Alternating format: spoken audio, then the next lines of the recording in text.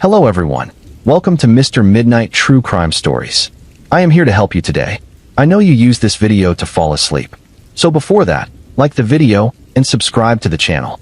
Also, where are you from and what time are you watching? Now get comfortable and relax. Tonight, I want to take you back to a different time.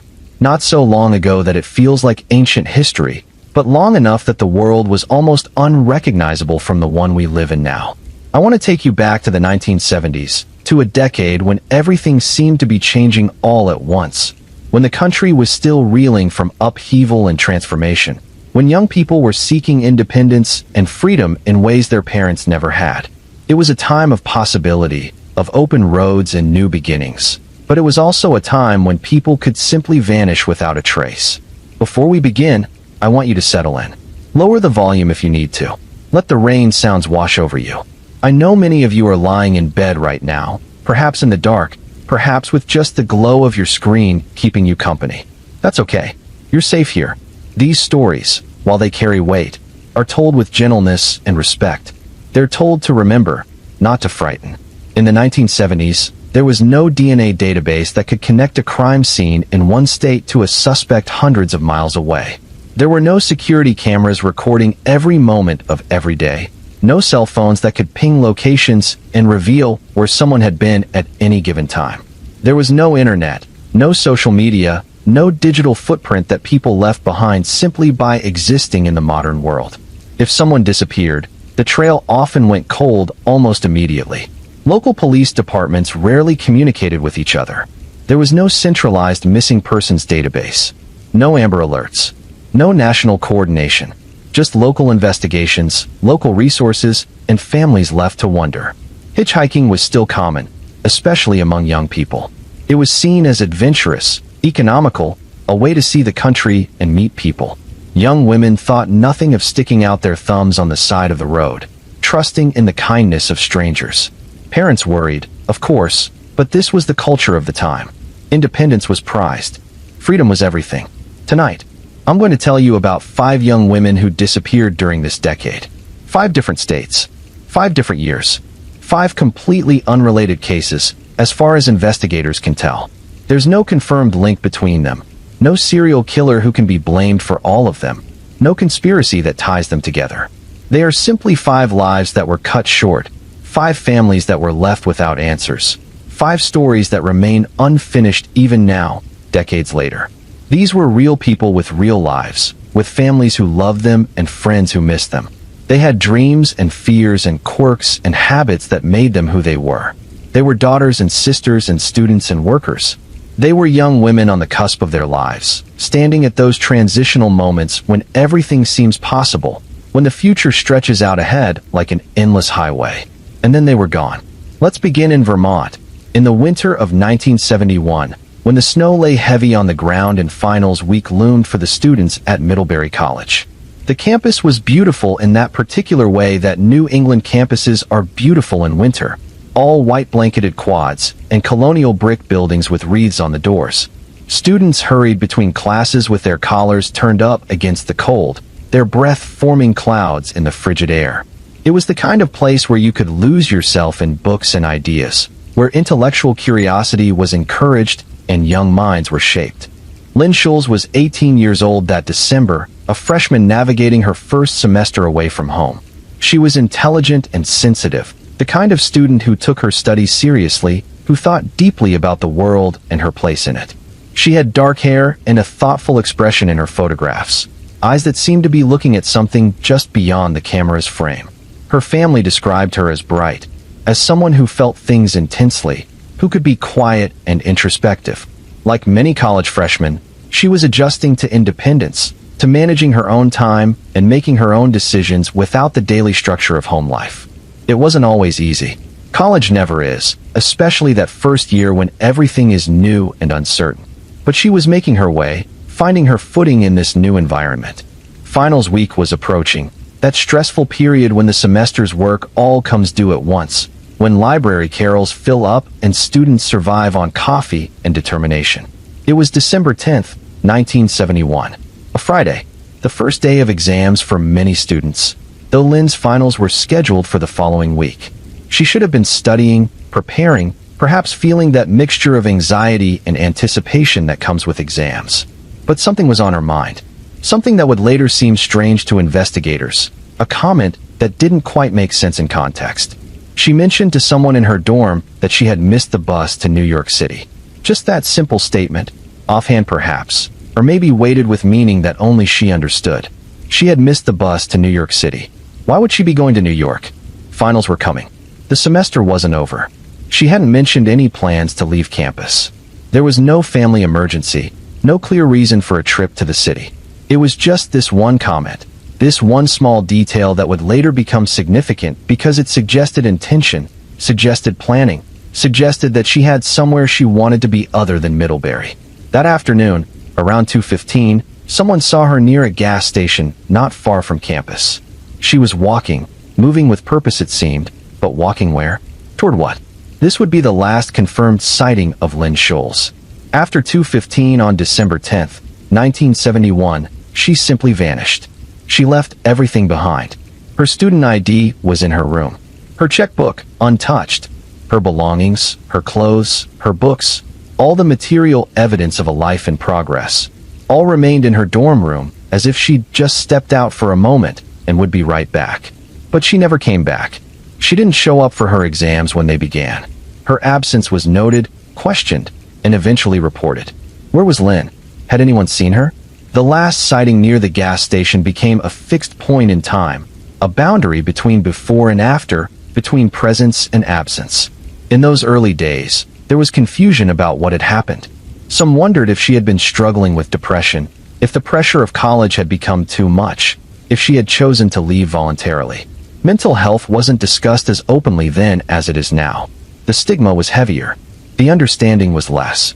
But even if she had been struggling, even if she had wanted to leave, why leave everything behind? Why not take her ID, her money, the means to start over somewhere else? Others thought perhaps she had met with foul play, that something terrible had happened in that window of time between being seen near the gas station and the moment when she should have been back in her dorm. But there was no evidence. No witnesses came forward to say they'd seen anything unusual.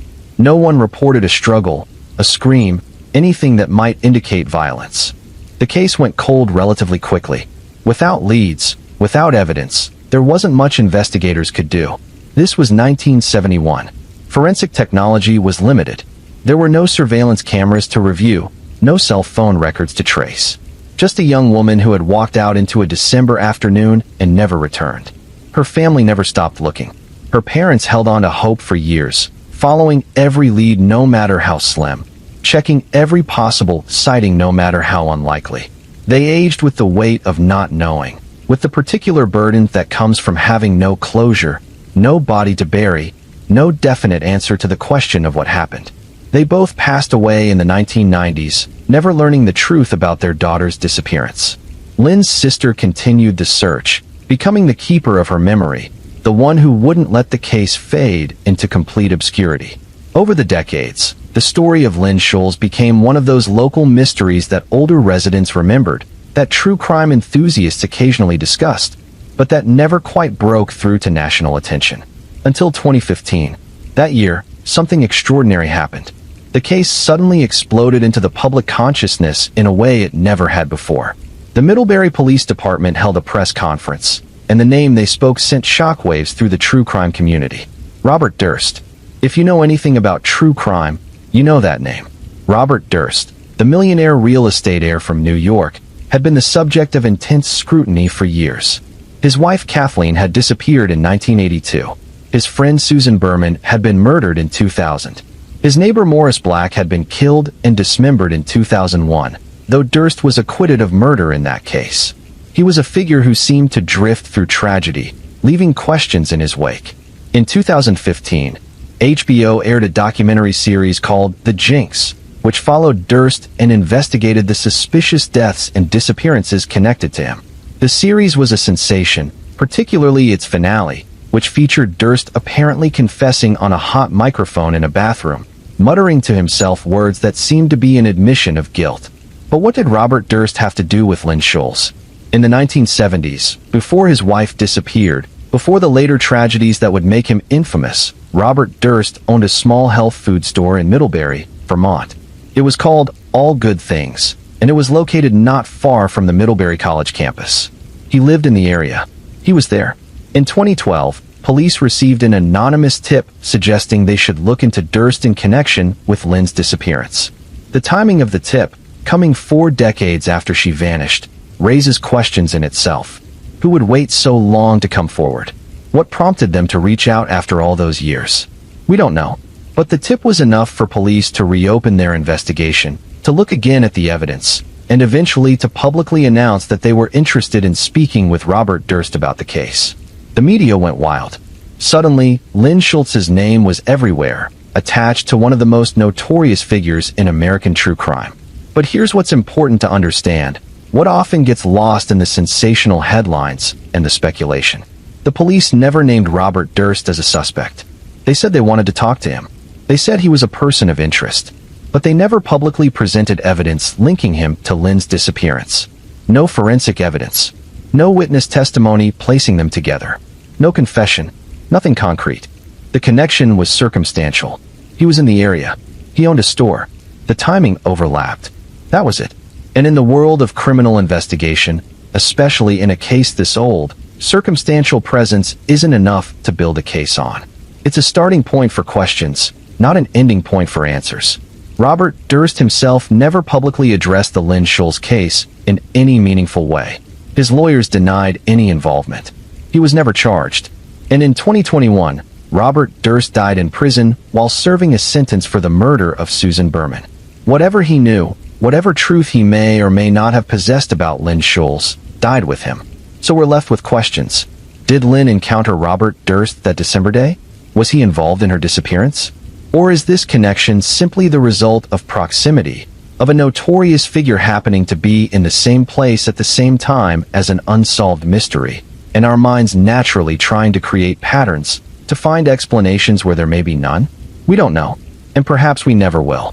What we do know is that Lynn Schultz walked out into a snowy Vermont afternoon in December of 1971, and she never came back. She never finished her freshman year. She never got to pursue whatever dreams she had for her future. She became a mystery, a question mark, a name in a cold case file. Her sister still remembers her, still hopes that someday, somehow, there will be an answer. The case remains officially open, though active investigation has long since ceased. Lynn's story is one of those that haunts a community quietly, that surfaces occasionally in local memory, that reminds us how quickly a life can slip away into uncertainty. Let's sit with that for a moment. Let's honor Lynn by remembering that she was more than a mystery. She was a person. She was real. She had thoughts and feelings and a future that was stolen from her. Whatever happened that day, whoever was responsible, she deserves to be remembered as more than just a case number, more than just a name attached to speculation about a notorious killer. Take a breath. Let yourself settle deeper into your pillow. We're going to move now to another story, another young woman, another disappearance that has never been explained. This time, I want to take you to California. To Napa, to be specific, that beautiful valley known for its vineyards and rolling hills, its Mediterranean climate, and its small-town charm mixed with tourist sophistication. In 1976, Napa was smaller than it is now, quieter, still building the wine industry reputation that would eventually make it world famous. It was a place where people knew each other, where communities were tight-knit, where a young woman could feel safe walking down familiar streets. But safety, as we know, is sometimes an illusion. Eileen Hinson was 19 years old in April of 1976. She had her whole life ahead of her, and she was planning something special. She was planning for a wedding. The details here get a bit murky, conflicting even in the official records. But what seems clear is that Eileen was involved in wedding preparations. Some sources say she was going to be in a wedding party. Others say she had an appointment for a bridal fitting. The exact nature of her involvement varies depending on which account you read, but the wedding itself was real, planned, anticipated. On April 16, 1976, Eileen left her home. She was heading somewhere related to these wedding plans. Her family expected her back. She had no reason to disappear, no indication that she wanted to leave her life behind. She was a young woman with plans, with things to look forward to, with a future that seemed bright and full of possibility. But she never came home. Her suitcase was found later, left behind. Inside were her belongings, packed as if for a trip, but never taken. This detail is haunting in its own way. She had prepared to go somewhere, had folded clothes and chosen what to bring, had gone through those mundane motions of packing that we all do without thinking. And then something happened. Something that meant she never needed that suitcase, never made it to wherever she was planning to go. The circumstances of her disappearance are frustratingly vague. There's mention of a resort, of Eileen possibly being at or near a resort when she vanished. But even this detail is unclear in the sources. What resort? Where exactly? The specifics have been lost to time, or perhaps were never properly recorded to begin with. This was 1976. Police record-keeping wasn't standardized the way it is now. Different departments had different procedures. Details that seem crucial now might have seemed less important then.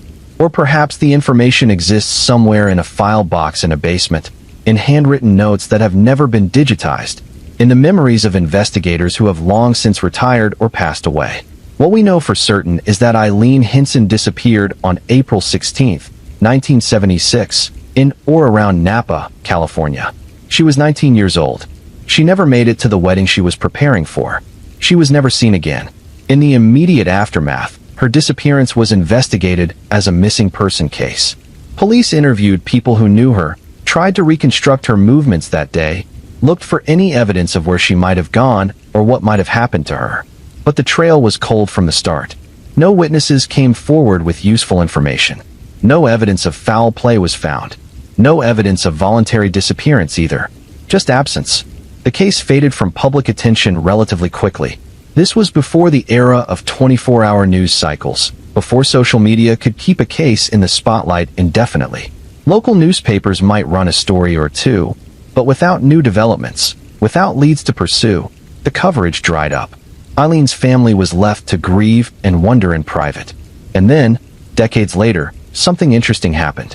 In the online true crime community, amateur investigators began to notice something. They began to compare Eileen's case to another disturbing story from California's criminal history. William Richard Bradford was a photographer and a serial killer who preyed on young women in Southern California during the late 1970s and early 1980s. He would pose as a professional photographer, promising aspiring models opportunities for work, for portfolio building, for a chance to break into the modeling industry. But his real intentions were monstrous. He used his camera to lure women to isolated locations, where he would assault and murder them. Bradford was eventually caught and convicted. In his possession, police found photographs of numerous women, many of whom have never been identified. These women were alive in the photos, posing for what they thought was a legitimate photo shoot, not knowing they were being photographed by a man who intended to kill them. Law enforcement has spent years trying to identify these women, hoping to give names to the unnamed victims, to bring closure to families who might not even know their loved ones were among Bradford's victims. One of these photographs, labeled by police as model number 40, showed a young woman with certain physical features. And some people in the online community thought they saw a resemblance to Eileen Hinson. The theory spread through forums and discussion boards. Could Eileen have been one of Bradford's victims? Could she have encountered him somehow, been lured by his photographer persona, become one of the unnamed women in his collection of horror? It's the kind of theory that gains traction easily in true crime communities.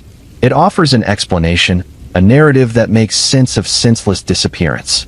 It provides a villain, a clear perpetrator, a way to categorize and understand what happened. But when you look closely at the evidence, the theory falls apart. The timeline doesn't quite work. Bradford's known crimes were concentrated in the late 70s and early 80s, while Eileen disappeared in April of 1976. The geographical area doesn't quite match either. Bradford operated primarily in Southern California, Los Angeles, and Orange County areas, while Eileen vanished in Northern California's Napa Valley.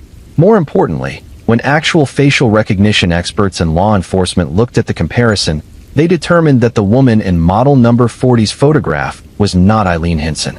The physical features, when examined closely and professionally rather than through the lens of hopeful amateur investigation, didn't match. The eye shape was different. The bone structure didn't align. It wasn't her. So that theory, compelling as it might have seemed, led nowhere. Eileen's case remained unsolved, unexplained, separate from William Bradford's documented crimes. But the fact that the theory emerged at all tells us something. It tells us that people haven't forgotten Eileen, that her case still troubles people, still demands explanation, still exists in that uncomfortable space of unresolved tragedy. Decades later, people are still trying to find answers, still looking for any thread that might unravel the mystery. There's another shadow that hangs over this case, though it's never been confirmed as anything more than atmospheric coincidence. Lake Berryessa is not far from Napa, and Lake Berryessa was the site of one of the Zodiac Killer's confirmed attacks. On September 27, 1969, the Zodiac Killer attacked a young couple, Brian Hartnell and Cecilia Shepard, at Lake Berryessa. Cecilia died from her injuries. Brian survived and was able to provide details about the attack, though the killer's identity was never determined despite decades of investigation and countless suspects. The Zodiac Killer has never been definitively identified, though there have been numerous suspects over the years, and the case continues to generate intense interest and investigation. The proximity of Lake Berryessa to Napa, the fact that the Zodiac operated in Northern California during this time period, has led some people to wonder if there could be any connection to Eileen's disappearance in 1976. But there's no evidence of such a connection. The Zodiac's known victims and confirmed attacks follow a specific pattern, and Eileen's disappearance doesn't fit that pattern. The Zodiac typically attacked couples in isolated areas, and he took credit for his crimes through letters to newspapers. He wanted attention, wanted people to know what he had done. Eileen's case has none of those characteristics. So the Lake Berryessa connection is really just geographical coincidence, the way true crime cases sometimes overlap in time and space without actually being related. It's the kind of thing that can seem significant when you're trying to find patterns, trying to make sense of chaos, but doesn't hold up under scrutiny. What does seem significant is that in 2012, the Napa County Sheriff's Office announced they were reviewing Eileen's case using modern forensic techniques. They didn't provide details about what evidence they were re-examining or what new approaches they were taking, but the announcement itself suggested that there was something to re-examine. That evidence existed, perhaps biological evidence that could now be tested with DNA technology that didn't exist in 1976. But no results have been made public. No arrests have been made. No new information has been released to Eileen's family or to the public. The case remains as cold as it was decades ago, just with the added frustration of knowing that somewhere there might be evidence that could provide answers, but for whatever reason, those answers aren't coming. This is one of the hardest things about cold cases from this era. The possibility that answers exist, that they're locked away in evidence storage somewhere, that the technology to find those answers has existed for years now, but the resources, the time, the investigative priority isn't there to pursue them. Cold cases pile up. New crimes demand attention. The living need protection. And cases like Eileen's, for decades old, become lower and lower priority no matter how much they deserve resolution. Eileen Hinson was 19 years old. She had been preparing for a wedding. She had packed a suitcase. She had a family who loved her and expected her home. And then she was gone, disappeared into a void of uncertainty that has never been filled. Her case is one of the most frustrating because there's so little solid information available. The details are vague, the circumstances unclear, the investigation seemingly limited even at the time. It's a disappearance swallowed by silence, by the passage of time, by the limitations of an era when missing persons weren't tracked with the urgency and coordination that we now know is so desperately necessary. Let yourself breathe. Let your muscles relax. We're going to move to another story now, another young woman, another family left waiting for answers that may never come. This time, I want to take you to Virginia Beach, to the coast, to a place where the Atlantic Ocean meets the land and the sound of waves is a constant backdrop to daily life. Virginia Beach in the 1970s was a growing city, popular with tourists in the summer, quieter in the off-season, a place where military families often settled because of the nearby naval base, where young people could find work in the service industry, in restaurants and hotels and shops that catered to the beach-going crowds. It was April again, April of 1977 this time, just a year after Eileen Hinson had disappeared in California. Spring was settling in, the weather warming, the promise of summer just around the corner. Judy Sylvester was 24 years old. She worked at a local business, showing up for her shifts reliably, earning her paycheck, living the kind of ordinary working life that most of us live. She wasn't rich or famous. She wasn't involved in anything dangerous or scandalous. She was just a young woman making her way in the world, paying her bills, getting by. She had a routine. Work, home, the small rhythms of daily existence. She rode a bicycle frequently, which was her primary means of transportation. In Virginia Beach's relatively flat terrain and mild climate, bicycling was practical, economical, a way to get around without needing a car. On April 19, 1977, Judy was scheduled to work her regular shift. Her employer expected her. Her schedule was set, but she never showed up. At first, this might not have seemed immediately alarming. People call in sick. Emergencies happen. Maybe she had a good reason for missing work and just hadn't been able to notify anyone. But as the hours passed and she remained absent, as she didn't call to explain, didn't show up to apologize, the absence began to feel more troubling. Even more concerning was the fact that she never came to pick up her paycheck. For someone who worked for a living, who needed that money to pay rent and buy groceries and manage the expenses of daily life, not picking up a paycheck is a significant red flag. It suggests that something is very wrong, that whatever happened prevented her not just from showing up to work, but from being able to access her own money, her own earnings. Judy lived in an apartment, a modest place that she called home. After her disappearance, there was confusion about her bicycle. She rode it frequently, used it regularly, but after she vanished, the bicycle was still at her apartment. Her boyfriend took it at some point after her disappearance, either to keep it safe or to use it himself, or perhaps for reasons that were never fully explained. This detail raises questions without necessarily providing answers. Did Judy leave without her bicycle that day? Did she get a ride with someone? Walk somewhere? The bicycle's presence at the apartment suggests she wasn't riding it when she disappeared, but beyond that, it tells us little. Her boyfriend's role in the case is one of those ambiguous elements that appears in so many missing person investigations. He was close to her. He had access to her apartment. He took her bicycle. But there's no public information suggesting he was ever seriously considered a suspect.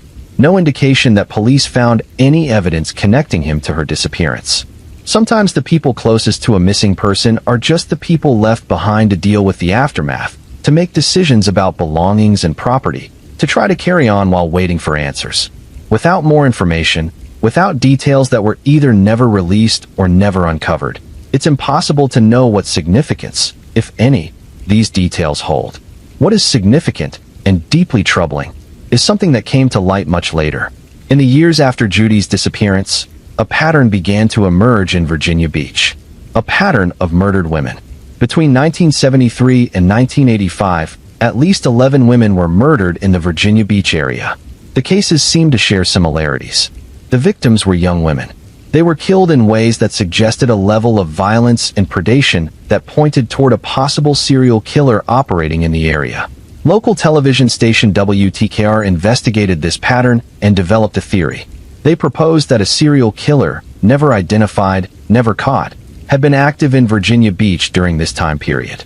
They called it the Virginia Beach serial killer theory, and they suggested that Judy Sylvester's disappearance might be connected to this series of murders. The victim profile seemed to fit. Judy was a young woman. She disappeared during the time frame when these other murders were occurring. She vanished without explanation, leaving no trace, which could be consistent with falling victim to a predatory killer who knew how to avoid leaving evidence. But here's the critical point. This is a theory. It's speculation based on patterns, on similarities, on the geographic and temporal clustering of crimes. It's not based on forensic evidence linking Judy's case to any of the confirmed murders. It's not based on witness testimony or confessions or physical proof. It's based on the troubling reality that many women were killed in Virginia Beach during this period, and the logical question of whether their deaths might be connected. No one has ever been charged with being the Virginia Beach serial killer because it's not clear that such a person existed in the way the theory proposes. The murders might have been committed by different perpetrators. Some of them were solved individually, linked to specific killers who had no connection to the other cases. The pattern might be an artifact of looking back and seeing connections that weren't actually there.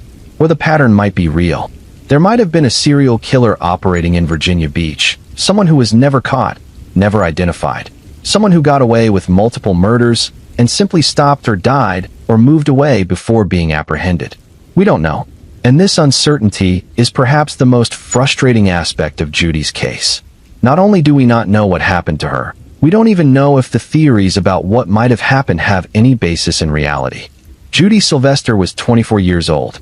She was 5 feet tall, a detail that appears in her missing person description, a small detail that somehow makes her more real, more human. She wore a handmade necklace, something crafted with care, something personal and unique. These small details, these tiny pieces of who she was, are all that remain in the public record. She never picked up her paycheck. She never came home. She left behind an apartment, a bicycle, a job, a life that was interrupted midstream and never resumed. Her family waited for answers. Her friends wondered what had happened. And as the days turned to weeks, the weeks to months, the months to years, the likelihood of finding her alive diminished to nothing. The case remains unsolved. Virginia Beach police have never publicly named a suspect. They've never announced a break in the case, never revealed evidence that points in any clear direction. Judy's disappearance is just one more entry in the long list of cold cases that haunt police departments across the country. One more file that gets pulled out occasionally when someone wonders if new technology or a fresh perspective might shake something loose. But that mostly sits in storage, waiting. The ocean waves in Virginia Beach continue their endless rhythm, washing up on the shore and pulling back, over and over, indifferent to human tragedy, indifferent to the questions that hang in the air like salt spray. Somewhere in that city, in those streets, on those beaches, something happened to Judy Sylvester. Someone knows, or knew, what that something was. But the secret has kept for nearly 50 years now, locked away in silence. Let's take a moment here. Let's acknowledge the weight of these stories, the heaviness of lives cut short, of families left without closure. If you're feeling that weight, that's okay. That's appropriate. These were real people. Their losses matter. But you're safe. You're in your bed, in your home, and you can honor their memory by listening, by bearing witness to their stories, even when those stories don't have satisfying endings. Breathe deeply. Let the tension flow out of your shoulders. We're going to move now to Ohio, to a college campus in the late 1970s, to a disappearance that seemed impossible because of how little distance was involved, how short the walk was, how public the area should have been. Kent State University in Ohio is a name that carries historical weight. In May of 1970, National Guard troops opened fire on student protesters, killing 4 students and wounding 9 others. The Kent State shootings became a defining moment of the anti-war movement, seared into national consciousness, a tragedy that the university and the community would spend decades processing and memorializing. By 1978, 8 years had passed since those terrible events. The campus was moving forward, though the memory remained. Students attended classes, lived in dorms, participated in campus life. It was a real university, a place where young people came to learn and grow and prepare for their futures.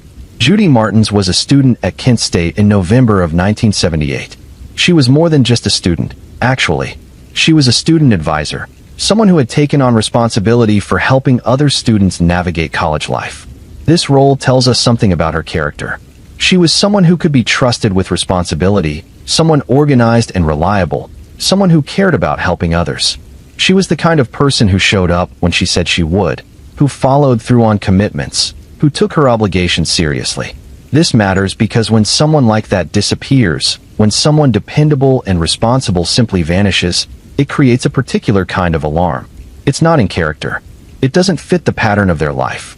On November 26, 1978, Judy had a simple task ahead of her. She needed to walk from Dunbar Hall to Engelman Hall. If you're not familiar with the Kent State campus, these names probably don't mean much to you. But here's what you need to understand. The distance between these 2 buildings was 300 yards. 300 yards. That's less than a quarter of a mile. That's a walk of maybe 3 or 4 minutes at a normal pace. On a college campus, with other students around, with buildings and pathways and the normal activity of university life surrounding you, it should have been one of the safest, most routine walks imaginable. Judy was wearing a costume outfit that day, though the sources don't specify what kind of costume or why she was dressed that way. Perhaps it was for a campus event, a party, a theatrical production, something that made the day a little special, a little different from the ordinary routine. She left Dunbar Hall. She started walking toward Engelman Hall, 300 yards away. She never arrived. Think about that for a moment. 300 yards, on a college campus, and she simply vanished somewhere along that short walk. The immediate response when someone goes missing in a situation like this is often confusion. There must be some mistake. She must have stopped somewhere else. She must have changed her plans. Maybe she went to visit a friend. Maybe she decided to go somewhere else and forgot to tell anyone. People don't just disappear walking 300 yards across a college campus. But as the hours passed and Judy remained absent, as she didn't show up to events she was expected to attend, as she didn't return to her room, the confusion gave way to alarm. Something was wrong. Something had happened in that 300-yard walk. What makes this case even stranger is that her disappearance wasn't reported immediately. 2 days passed before Judy was officially reported missing. 2 days. In those 48 hours, people who knew her must have wondered where she was, must have noticed her absence.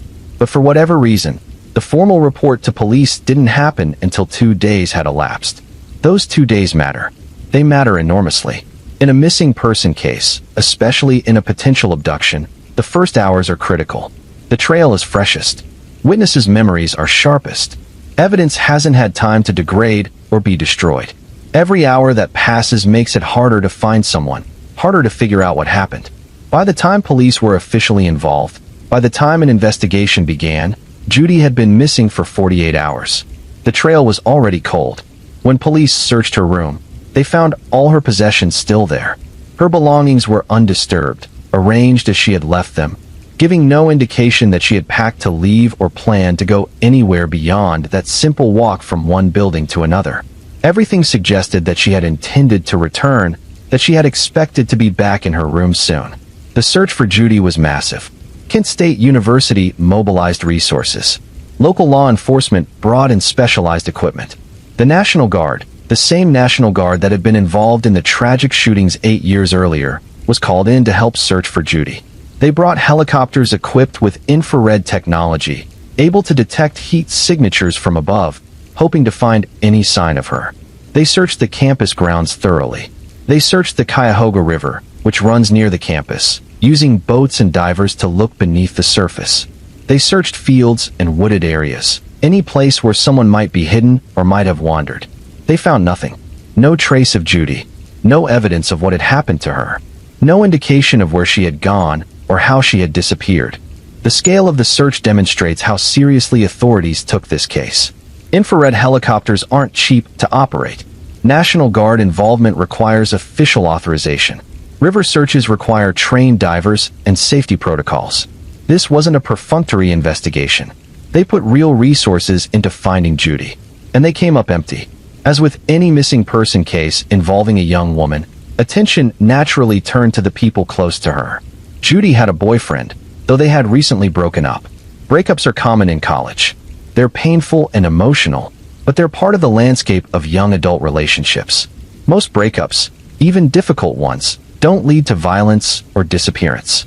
The ex-boyfriend was questioned. He agreed to take a polygraph test, a lie detector test, to help clear himself of suspicion. He passed. Polygraphs aren't perfect, aren't admissible as definitive proof in court, but they can provide investigators with a sense of whether someone is being truthful. In this case, the polygraph suggested the ex-boyfriend was telling the truth, that he wasn't involved in Judy's disappearance. Later, tragically, this same ex-boyfriend was involved in a serious motorcycle accident.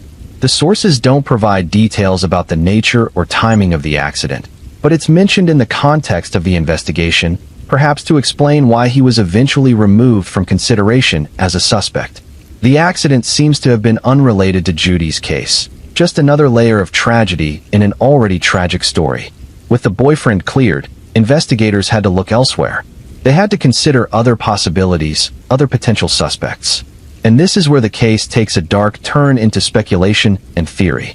William John Posey Jr. was a name that came up in connection with Judy's disappearance.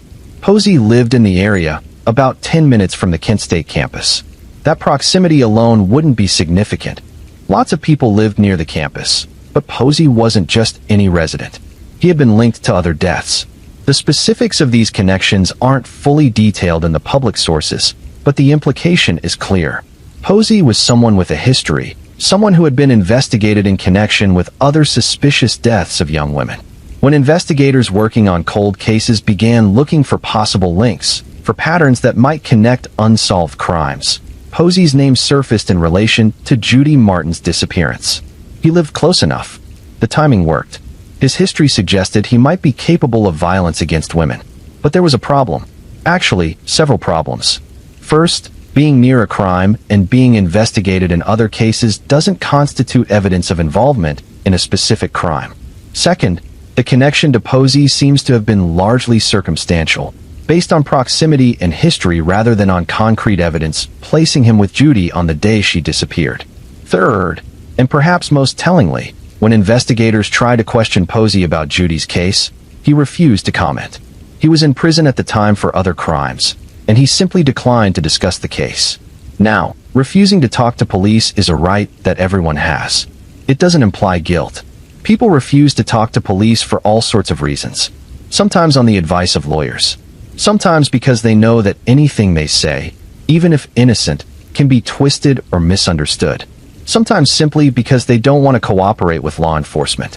But when you're investigating a missing person case, when you're looking for any lead that might help find someone or at least explain what happened to them, a refusal to comment is frustrating. It leaves questions unanswered. It allows speculation to fill the void where facts should be. The truth is, we don't know if William John Posey Jr. had anything to do with Judy Martin's disappearance. There's no public evidence that definitively links him to the case. His proximity to the campus and his criminal history made him a person worth investigating, worth questioning. But that's where the connection seems to end. Without a confession, without physical evidence, without witnesses, there's nothing solid to build a case on. And this is one of the profound frustrations that Judy's family has had to live with. Her sister has been vocal over the years about feeling that police didn't take the case seriously enough from the beginning. She has suggested that because Judy was a college student, because she was a young woman, there was an initial assumption that her disappearance might have been voluntary, that she might have chosen to leave, to run away from something. This assumption, if it existed, would have been tragically misguided. Judy was a student advisor, a responsible person with obligations and commitments. She left all her belongings behind.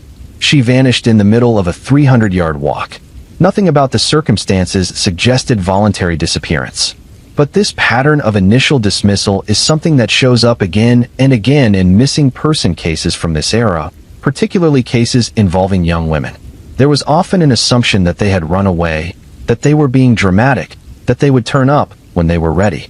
This assumption cost precious time and investigations, allowed trails to go cold, and caused immeasurable pain to families who knew their loved ones wouldn't just leave without a word. Whether this was truly a factor in Judy's case, whether police really did initially treat her disappearance as a voluntary leaving, is difficult to verify from this distance in time. But her sister's frustration is real, and it speaks to a larger pattern that many families of missing persons have experienced. Judy Martin's disappeared on November 26, 1978. She was last seen wearing a costume outfit, walking a distance of 300 yards across a college campus. She never arrived at her destination. Despite a massive search involving helicopters and the National Guard, despite an investigation that looked at multiple suspects and theories, despite decades of effort to find answers, her case remains unsolved. The Kent State campus has changed in the years since Judy disappeared. Buildings have been renovated or replaced. The student population has grown and changed. The walkway between Dunbar and Engelman Halls has been traversed by thousands of students who have no idea that someone once vanished along that route. But somewhere in the archives, in the cold case files, Judy's case remains open. Her family still waits for answers. And the question lingers like a shadow over that 300-yard stretch of campus. What happened? How could someone disappear so completely in such a short distance in such a public place? Let yourself feel the weight of this mystery, but don't let it burden you too heavily. You're here to rest, to let these stories wash over you like waves. Judy's memory deserves to be honored. Her case deserves attention, but you deserve peace. Take a deep breath. Let your body sink deeper into your mattress. We have one more case to explore tonight, one more young woman to remember. This time I want to take you to Missouri, to a small town called Scott City. If you're not from Missouri, You might not have heard of Scott City. It's a small community in the southeastern part of the state, the kind of place where everybody knows everybody, where local businesses are family-run and family-known, where the rhythms of life are quieter and slower than in big cities. In 1979, Scott City was even smaller than it is now. It was a town where people left their doors unlocked, where children played outside until dark, where the idea of random violence seemed distant and unlikely. It was a place that felt safe. Cheryl and Scherer was 19 years old in the spring of 1979. She was working, earning money, living the kind of modest but independent life that many young people were building for themselves in small towns across America. She had a job at a gas station, working shifts that required her to be responsible for the business, to handle money and customers, and the various tasks that come with running a service station. On April 17, 1979, Cheryl was working her shift at the gas station. It was a Tuesday, an ordinary weekday, the kind of day that should have passed without incident and been forgotten among all the other ordinary days that make up a life. The gas station was located on a main road, visible from the street, not isolated or hidden. There were businesses nearby, houses within view, cars passing by. It was not a secluded location where something terrible could happen unseen. But something terrible did happen. At some point during Cheryl's shift, someone came into the gas station and took her. Or she left with someone. Or something occurred that resulted in her vanishing from her workplace in the middle of her shift. When authorities arrived and began investigating, they found several troubling details. $480 was missing from the cash register. This was 1979, so $480 was a significant amount of money, equivalent to much more in today's currency. It suggested robbery as a motive, someone coming in to steal from the gas station and taking Cheryl as well, either to prevent her from identifying them, or because the crime escalated beyond simple theft. But here's what was strange. Cheryl's purse was still at the gas station. Her car was still there, parked where she had left it when she arrived for her shift. The keys to her car were inside, available, accessible. If she had left voluntarily, if she had chosen to go somewhere, why would she leave without her purse, without her car, without the keys that would have given her transportation and freedom? Nothing about the scene suggested she had planned to leave. Everything suggested interruption, something sudden, something that happened mid-shift when she was simply doing her job. There were no witnesses who came forward to say they had seen anything unusual. No one reported seeing Cheryl leave with anyone. No one reported seeing a struggle or hearing a scream or noticing anything that seemed wrong. The gas station was on a public road, but somehow this abduction or disappearance happened without anyone seeing it, without anyone realizing what was occurring. This lack of witnesses is one of the most frustrating aspects of the case. In a small town, on a main road, during business hours, how could someone be taken without anyone noticing? It seems impossible, but it happened. The investigation began immediately. Local police recognized the severity of the situation. A young woman missing, money stolen, signs of foul play obvious. This wasn't a case that could wait or be dismissed as a voluntary disappearance. This was clearly a crime. But despite the urgency, despite the investigation, there were no immediate leads. No one had seen anything. No one knew anything. Cheryl had simply vanished, and the $480 had vanished with her. As the investigation continued, as days turned into weeks with no sign of Cheryl, as the local community grappled with the horror of what had happened, a name began to circulate. Actually, two names: Henry Lee Lucas and Otis Toole. If you know anything about true crime from this era, these names might be familiar to you. Henry Lee Lucas and Otis Toole were a pair of serial killers who traveled around the country committing crimes, mostly in the late 1970s and early 1980s. They killed numerous people, though the exact number has never been definitively established. What made Lucas and Toole particularly notorious, beyond their crimes themselves, was what happened after their arrest. Lucas in particular began confessing to murders all over the country. He confessed to hundreds of murders, claiming to have killed people in dozens of states, providing details about crimes that local law enforcement had been unable to solve. Police departments were eager to clear unsolved cases. They brought Lucas in, showed him files, asked him about specific murders. And Lucas confessed. Over and over, he confessed. He became known as one of the most prolific serial killers in American history based on his confessions alone. But there was a problem. A big problem. Many of Lucas's confessions were false. Investigators eventually determined that Lucas had a pattern of confessing to crimes he couldn't possibly have committed. He would study case files, memorize details, and then confess convincingly. He seemed to enjoy the attention, the infamy, the way that each new confession brought him more notoriety. He played law enforcement, taking advantage of their desperation to solve cases and close files. This doesn't mean all of his confessions were false. Lucas did kill people. His crimes were real. But the sheer number of confessions, the implausibility of the timeline, the lack of physical evidence in many cases, all suggested that he was vastly exaggerating his criminal history. Otis Toole, his sometime partner in crime, was similar. He also confessed to numerous murders, including some high-profile cases that remain controversial. Like Lucas, Toole's confessions were often unreliable, contradictory, and likely false in many instances. So when Lucas and Toole claimed to have been involved in Cheryl Scherer's disappearance, when they said they had kidnapped a young woman from a gas station in the Scott City area, law enforcement had to take it seriously while also being deeply skeptical. The confession followed the pattern of many of Lucas's other confessions. He provided some details that seemed to match the case. He claimed to have been in the area at the time. He described a scenario that could potentially fit with what investigators knew about Cheryl's disappearance. But when it came to specifics, when it came to details that only the actual perpetrator would know, the confession fell apart. Lucas was shown a photograph of Cheryl and asked to identify her. He couldn't, or wouldn't.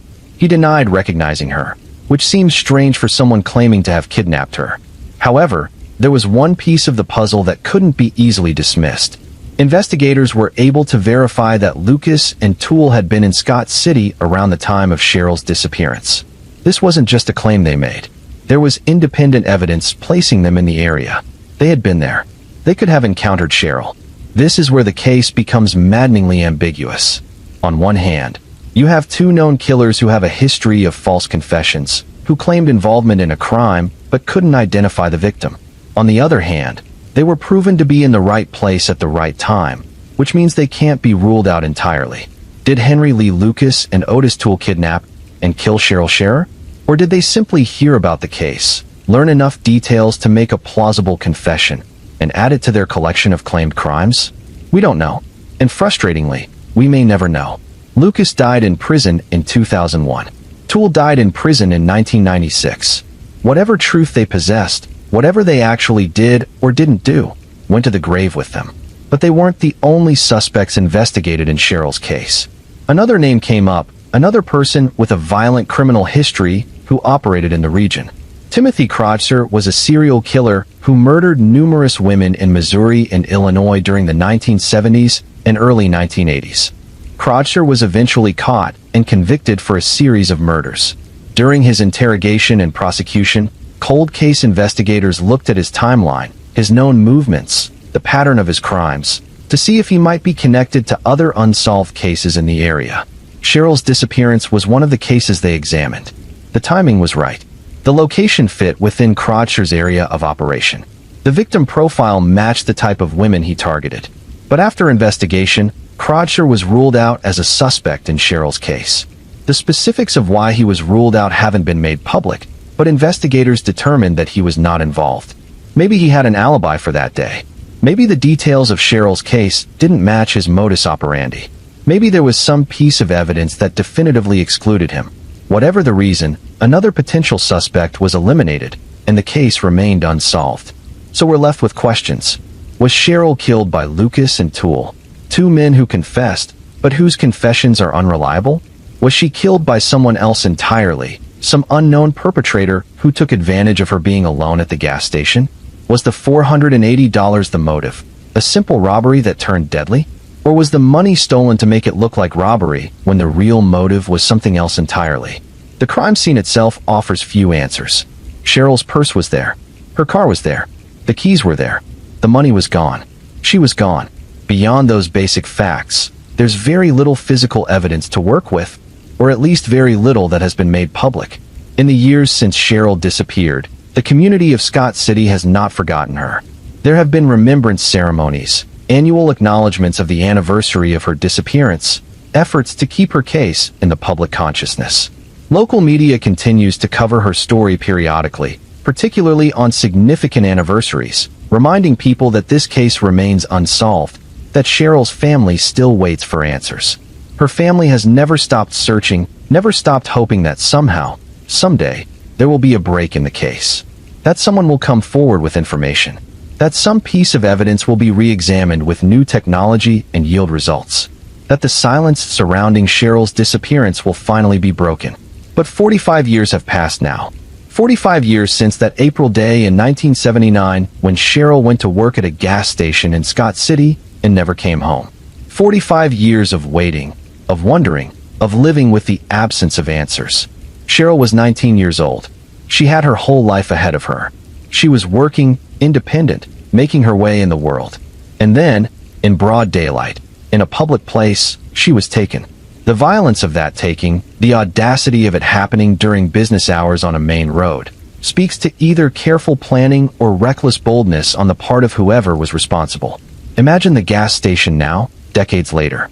It might still be there, or it might have been torn down and replaced with something else. The road still runs through Scott City.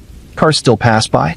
But that moment, that specific moment when Cheryl Scherer's life was interrupted and ended, that moment is frozen in time, preserved in police files and family memories and community grief.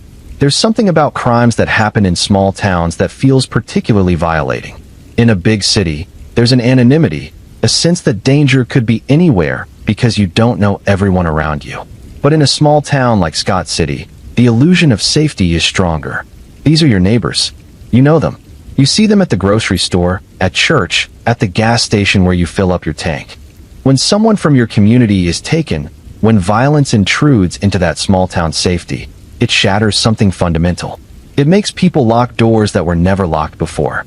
It makes parents more protective of their children. It makes young women more wary of working alone, of trusting strangers, of assuming that daylight and public space provide protection. Cheryl's case did that to Scott City.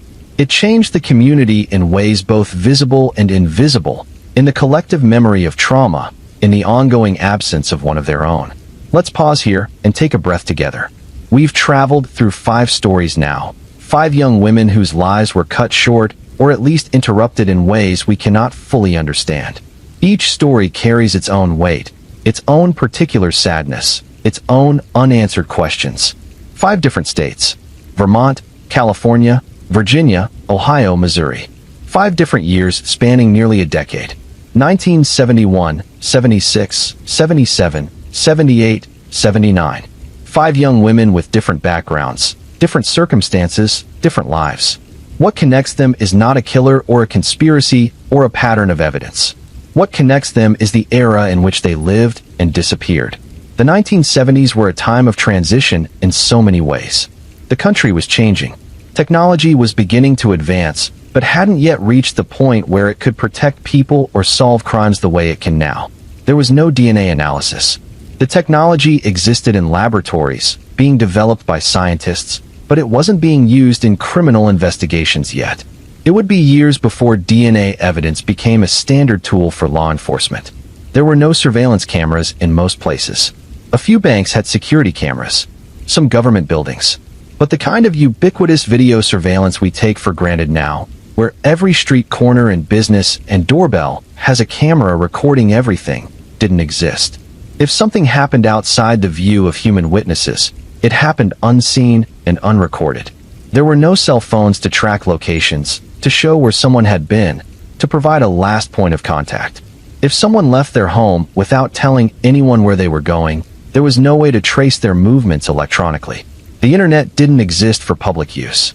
There was no way to quickly share information across the country, no way to post a missing person alert that could be seen by millions of people instantly. News traveled slowly, through newspapers and television broadcasts, and only if the story was deemed newsworthy enough to report. The National Crime Information Center existed, a database where law enforcement could share information about crimes and criminals across state lines. But it was limited, not universally used, not always updated in real time.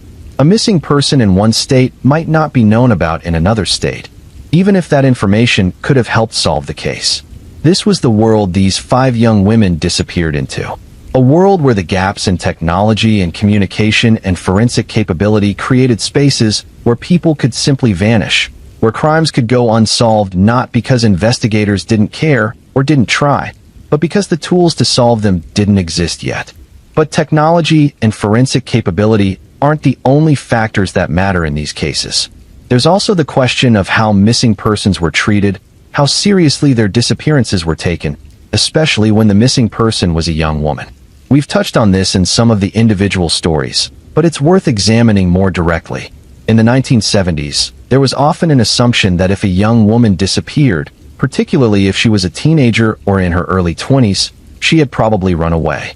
This assumption was based on outdated ideas about women and independence, about young people being flighty or irresponsible, about missing persons cases being less urgent than other types of crimes. This assumption cost lives. It delayed investigations. It meant that the critical first hours and days after someone went missing were sometimes wasted while police waited to see if the person would come back on their own. The families knew better. They knew their daughters, their sisters, their loved ones. They knew that these weren't young women who would just leave without a word, who would abandon their belongings and their responsibilities and their families without explanation. But their certainty often wasn't enough to override the institutional assumptions about runaway girls. Things have changed since then, thankfully. Amber Alerts can go out within hours of a child's disappearance. Missing person cases are taken more seriously from the start. There's greater understanding that time is critical, that every hour matters, that assumptions about voluntary disappearance can be deadly. But these changes came too late for Lynn and Eileen and Judy Sylvester and Judy Martins and Cheryl. They disappeared in an era when the response was slower, the resources were more limited, the understanding was less developed. And yet, even with all the limitations of the time, even with all the technological and institutional barriers to solving these cases, it's important to remember that people tried. Investigators worked these cases. Families never gave up. Communities remembered. The search for Judy Martins involved the National Guard and infrared helicopters. That's not a small commitment of resources. That's a serious, dedicated effort to find someone. The Middlebury Police Department reopened Lynn Schultz's case decades later, following up on a tip, pursuing any possibility of finding answers even after her parents had passed away. The Napa County Sheriff's Office reviewed Eileen Hinson's case in 2012 using modern forensic techniques, showing that cold cases aren't forgotten, that they remain open and worthy of attention even after decades have passed. These efforts matter. They may not have produced the results that everyone hoped for. They may not have brought these young women home or brought their killers to justice. But they represent something important. They represent the refusal to simply move on, to forget, to let these cases be buried by time. Every family of a missing person lives with a particular kind of torture. It's the not knowing. It's the absence of closure. It's the way hope and despair exist simultaneously. The way you can't fully grieve because you don't know for certain that your loved one is dead, but you also can't fully hope because the likelihood of them being alive diminishes with every passing day. Parents of missing children often say they feel frozen in time. They can't pack away their child's belongings because what if they come home and need them? They can't hold a funeral because there's no body to bury. They can't move on with their lives because moving on feels like abandonment, like giving up, like accepting an outcome they refuse to accept. Lynn Schultz's parents lived for more than 20 years after she disappeared, never knowing what happened to their daughter. They died in the 1990s, carrying that burden of uncertainty to their graves. Her sister continues to carry it, now the sole keeper of Lynn's memory, the one who ensures her case isn't forgotten. Cheryl Scherer's family has endured 45 years of not knowing. Think about that. 45 years of anniversaries and birthdays and holidays marked by absence.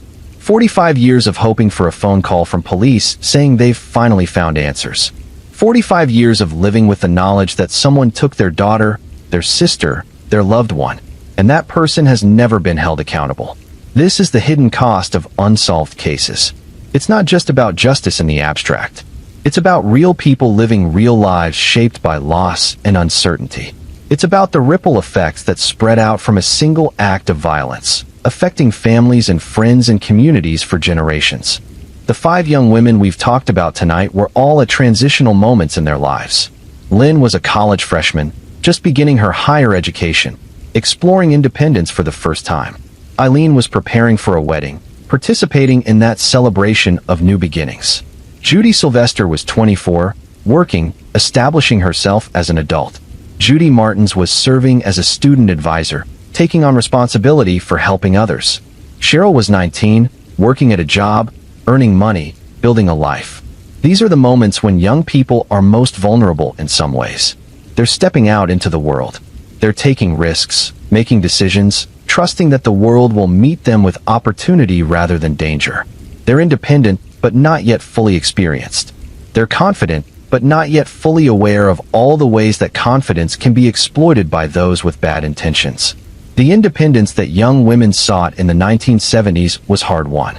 Their mother's generation had fought for greater freedom, for the right to work outside the home, for control over their own lives and bodies. The young women of the 70s inherited that independence and pushed it further. They hitchhiked across the country. They lived alone in apartments. They took jobs that required them to work by themselves, to handle responsibility without male supervision. This was progress. This was freedom. But freedom always comes with risk, and in the 1970s, those risks were perhaps greater than they are now because the support systems and safety nets and technological safeguards we have today didn't exist. It's important not to romanticize the past or to suggest that things were better or safer then. They weren't. In many ways, the world is safer now than it was in the 1970s. Crime rates are lower. Technology provides tools for prevention and investigation that didn't exist before. Social awareness of issues like domestic violence and sexual assault has increased. But that doesn't erase the fact that these 5 young women are gone, that their families live with permanent loss, that their cases remain unsolved. Let's think for a moment about what it means for a case to remain unsolved for this long. 40, 50 years. That's multiple generations. People who were children when these women disappeared are now grandparents themselves. The world has changed completely. The 1970s might as well be ancient history to someone born in the 2000s. But for the families, time doesn't work that way. The pain doesn't diminish proportionally with the years. It changes shape, perhaps. It becomes something you learn to carry rather than something that incapacitates you. But it never goes away. It's always there, a weight that shifts but never lightens. And for the investigators who worked these cases, who spent hours and days and weeks trying to find these young women, trying to piece together what happened, there's a weight there too. Most police officers will tell you that unsolved cases haunt them. The ones they couldn't solve, the families they couldn't help, those are the cases they remember long after they've retired. Some of the original investigators on these cases have passed away now. They took their memories and insights and frustrations to their graves, just like the families did. New investigators inherit these cold cases, looking at them with fresh eyes, but also with the disadvantage of not having been there at the time, not having interviewed the original witnesses, not having that immediate knowledge that comes from working a case when it's still fresh. This is why cold cases are so difficult to solve. Evidence degrades. Witnesses die or move away or forget crucial details. The immediacy is lost. What seemed significant at the time might not have been recorded properly. What seemed insignificant at the time might have been the key to solving the case, but no one recognized it. And yet, cases do get solved. We see it periodically in the news. A case that's been cold for 20, 30, 40 years suddenly breaks. New DNA technology allows a sample to be tested that couldn't be tested before. A witness comes forward with information they were too afraid to share decades ago. A deathbed confession provides the missing piece of the puzzle. These breakthroughs give hope to families of other missing persons. They prove that cold doesn't mean hopeless. They show that persistence and new technology, and sometimes just pure luck, can bring answers even after decades of silence. Genealogical DNA has been particularly revolutionary in recent years. The ability to upload DNA from crime scenes to public genealogy databases and then trace family trees to identify suspects has solved numerous cold cases that seemed unsolvable by traditional means. The Golden State Killer case in California is the most famous example, but there have been many others. Could this technology help solve any of the 5 cases we've discussed tonight? It's possible, if there's DNA evidence from the crime scenes that has been preserved. If Cheryl Scherer's case involved any biological evidence from the gas station. if there was anything left behind that could be tested, if any of these cases had evidence that was saved and stored properly. But that's a big if. Evidence storage wasn't standardized in the 70s. Things got lost, got destroyed, got contaminated. Not every department had the resources or the knowledge to preserve evidence for future testing with technologies that didn't exist yet. Still, there's always hope. As long as these cases remain open, as long as evidence still exists somewhere, there's the possibility of answers. The question is whether those answers will come in time for the families who have been waiting for them. Lynn's parents never got answers. How many other family members have passed away while waiting? How many siblings and cousins and friends have grown old carrying the weight of these unsolved mysteries? And yet, they keep hoping. They keep advocating for their loved ones. They keep talking to journalists and cold case investigators and anyone who will listen. Because what else can they do? Giving up feels impossible. Accepting that they'll never know feels like a betrayal of the person they lost. This persistence is something to admire, even as it's heartbreaking to witness. The human capacity to hope in the face of overwhelming odds, to continue fighting even when the fight seems futile, to refuse to let a loved one be forgotten. This is both beautiful and tragic. Take a deep breath. Let your body relax. We're going to shift now to think about these cases not just individually but collectively. What do they tell us? What patterns emerge when we look at them together? The first thing that stands out is geography. 5 different states spread across the country. Vermont in the Northeast, Virginia on the Atlantic coast, Ohio in the Midwest, Missouri in the Central States, California on the West Coast. There's no geographical cluster here, no pattern suggesting a single perpetrator traveling a specific route. This geographic spread is actually important because it helps us understand that these cases, while similar in some ways, are not connected by a serial killer. When serial killers are active, you typically see geographical patterns. They have hunting grounds, areas where they feel comfortable operating, routes they travel. The randomness of these 5 cases across such a wide swath of the country suggests 5 separate perpetrators, 5 separate crimes, 5 separate tragedies that have nothing to do with each other except their timing in the same decade. The years themselves show some clustering. 1971, then a gap until 76, then 3 consecutive years from 77 through 79. But even this pattern doesn't really tell us anything meaningful. It's likely just coincidence, just the way that random events sometimes cluster in time without there being any causal connection. What about the victims themselves? What commonalities do they share? They were all young women, ranging in age from 18 to 24. This is significant. Young women in this age range have always been, statistically, at higher risk for certain types of violent crime. They're often more trusting, less experienced in recognizing danger, more likely to be in transitional situations that create vulnerability. They were all at moments of transition in their lives. College, work, moving into adulthood, taking on new responsibilities. These transitional moments matter because they involve movement, change, disruption of routine. And disruption of routine creates opportunities for predators. When you have an established routine, when people know where you're supposed to be and when, your absence is noticed quickly. If you don't show up, alarms go off. But when you're in transition, when your schedule is irregular, when you're new to a place or a situation, your absence might not be noticed as quickly. The window of opportunity for someone with bad intentions is wider. They all left belongings behind. Lynn left her ID and checkbook. Eileen left a packed suitcase. Judy Sylvester left her purse and car. Judy Martins left all her possessions in her dorm room. Cheryl left her purse, her car, her keys.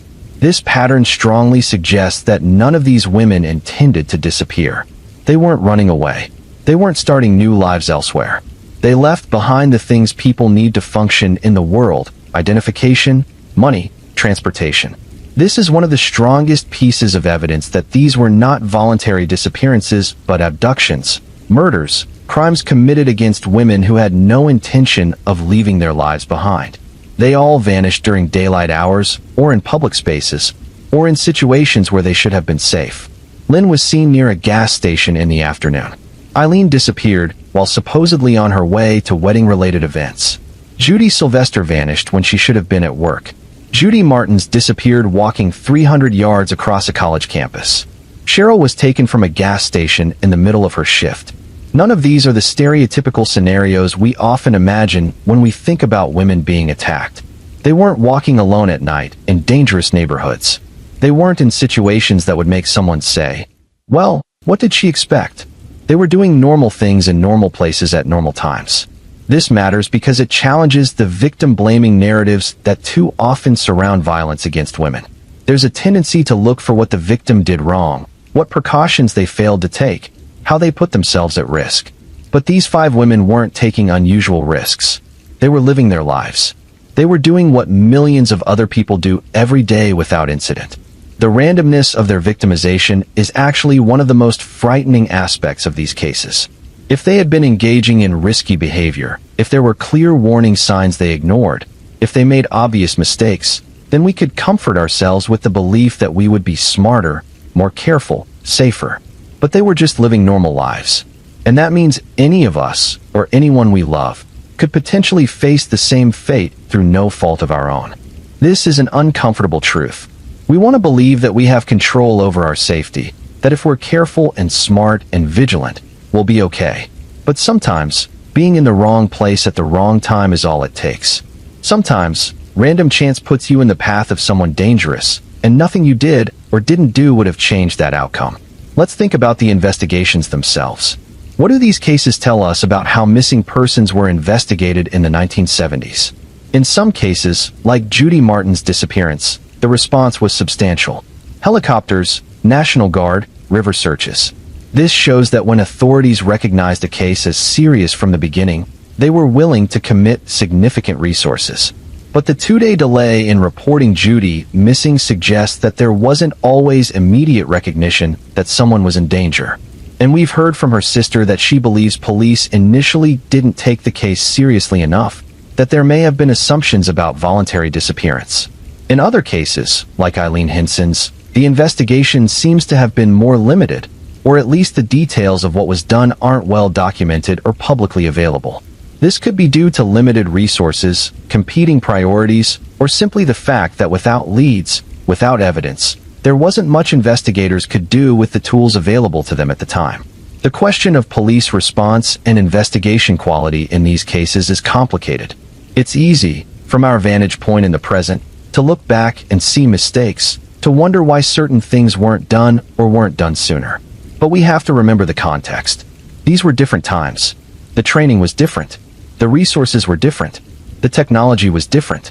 That doesn't excuse failures or negligence where they occurred, but it does complicate the narrative of simply blaming investigators for not solving these cases. In Cheryl Scherer's case, investigators pursued multiple suspects. They looked at Henry Lee Lucas and Otis Toole. They considered Timothy Kreutzer. They followed leads even when those leads were problematic or unreliable. That shows dedication, effort, a genuine attempt to find answers. The problem wasn't lack of effort. The problem was lack of evidence. Without witnesses, without physical evidence that could definitively link a suspect to the crime, without confessions that were reliable, there was nothing to build a case on. This is the fundamental challenge of criminal investigation. You need evidence. You need facts that can be proven in court. Suspicions aren't enough. Theories aren't enough. Circumstantial connections aren't enough. You need solid, verifiable evidence that meets the legal standards required for prosecution. And in cases this old, where the crime scene was processed with the limited technology of the 1970s, where evidence may not have been preserved properly or at all, where witnesses have died or forgotten crucial details, finding that solid evidence is incredibly difficult. Some of these cases have elements that seem promising for modern investigation. The mention of DNA testing in Eileen's case suggests there's biological evidence that could potentially be re-examined. But we don't know the results of that testing, or if it even happened, or if it yielded any useful information. The connection to Robert Durst and Lynn's case brought media attention and renewed investigation, but without concrete evidence linking him to her disappearance, it remained speculation. And now that Durst is dead, that potential avenue for answers is closed. The confessions from Lucas and Toole in Cheryl's case seemed promising at first, but their history of false confessions made those statements unreliable at best. So we're left with uncertainty. 5 cases, 5 mysteries, 5 families still waiting. Let's consider for a moment what it would mean for one of these cases to be solved. What would justice look like at this point? In most cases, the perpetrator is likely dead. If these crimes were committed in the 70s, the person responsible would be elderly now if still alive. Many perpetrators of cold cases have died before their crimes were solved, before they could be held accountable. So justice might not mean a trial. It might not mean someone going to prison. It might simply mean knowing what happened, knowing who was responsible, being able to finally bury the person you lost, literally if remains are found, figuratively if at least the mystery is solved. For some families, that would be enough. Just knowing, just having the uncertainty lifted, just being able to stop wondering and start grieving properly. For other families, only a trial and conviction would feel like justice. Only seeing the person responsible held accountable, even if they're elderly and frail, even if they only spend a few years in prison before dying. The symbolic importance of that accountability, of society officially recognizing that a crime was committed and punishing the perpetrator, matters deeply. There's no right answer here. Every family is different. Every relationship with grief is unique. What one family needs for closure might be completely different from what another family needs. But what all of these families share is the desire for someone to care, for their cases not to be forgotten, for investigators to keep trying even when the odds seem impossibly long. And this brings us to the role of media and public attention in cold cases. When a case gets media coverage, when it captures public imagination, resources tend to follow. Police departments are more likely to dedicate personnel to cases that are in the spotlight. District attorneys are more likely to pursue charges when there's public pressure for justice. Lynn Schultz's case is a perfect example of this. For decades, her disappearance was a local mystery, known in Middlebury, but not widely known beyond that. Then, when the possible connection to Robert Durst emerged, suddenly her case was national news. The attention that came with that media coverage reinvigorated the investigation, brought in tips, kept the case alive in public consciousness. But media attention is fickle. It follows what's sensational, what's novel, what captures public interest. Cases that don't have that hook, that compelling narrative element, often remain obscure even though they're just as important, just as deserving of attention. Eileen Henson's case never got that kind of attention. The speculation about William Bradford gave it a brief moment in online true crime communities, but it never broke through to mainstream coverage. Judy Sylvester's case, Judy Martin's case, these are known primarily to people who specifically research missing persons cases from this era, not to the general public. Only Cheryl Scherer's case seems to have maintained relatively consistent local media coverage, with anniversary stories and remembrance ceremonies keeping her memory alive in her community. But even that coverage is limited to the local area, to people who have some connection to Scott City or southeastern Missouri. This disparity in media coverage isn't fair, but it's reality. And it has real consequences for investigations, for the resources that get dedicated to solving cases, for the likelihood that new tips or witnesses will come forward. The rise of true crime as a genre, both in podcasts and documentaries and online communities, has actually helped some cold cases. When podcasters or documentary filmmakers take an interest in a case, they often uncover new information, generate new tips, put pressure on law enforcement to re-examine evidence. The Serial podcast famously led to Adnan Syed's conviction being overturned. The documentary series The Jinx led to Robert Durst's arrest for Susan Behrman's murder. But true crime coverage can also be exploitative, sensational, more interested in entertainment than in actually helping solve cases or bring comfort to families. The line between respectful coverage that serves the interests of victims and their families and exploitative coverage that treats real tragedies as entertainment is not always clear. That's why tonight, in telling these stories, the goal has been to remember these young women as people first. Not as mysteries to be solved or puzzles to be dissected, but as real human beings who lived real lives, who had families who loved them, who deserved better than what happened to them. Let's think about the communities where these disappearances occurred. How did these crimes change those communities? In small towns like Scott City, a crime like Cheryl's disappearance reverberates for generations. Everyone knew about it. Everyone knew someone who knew Cheryl or her family. The gas station where she worked became a landmark of tragedy, a place people drove past and remembered what happened there. Small towns have long memories. The older residents remember when it happened. They tell younger residents about it. It becomes part of the town's history, part of its collective memory and identity. Not in a positive way, but in a way that can't be erased or forgotten.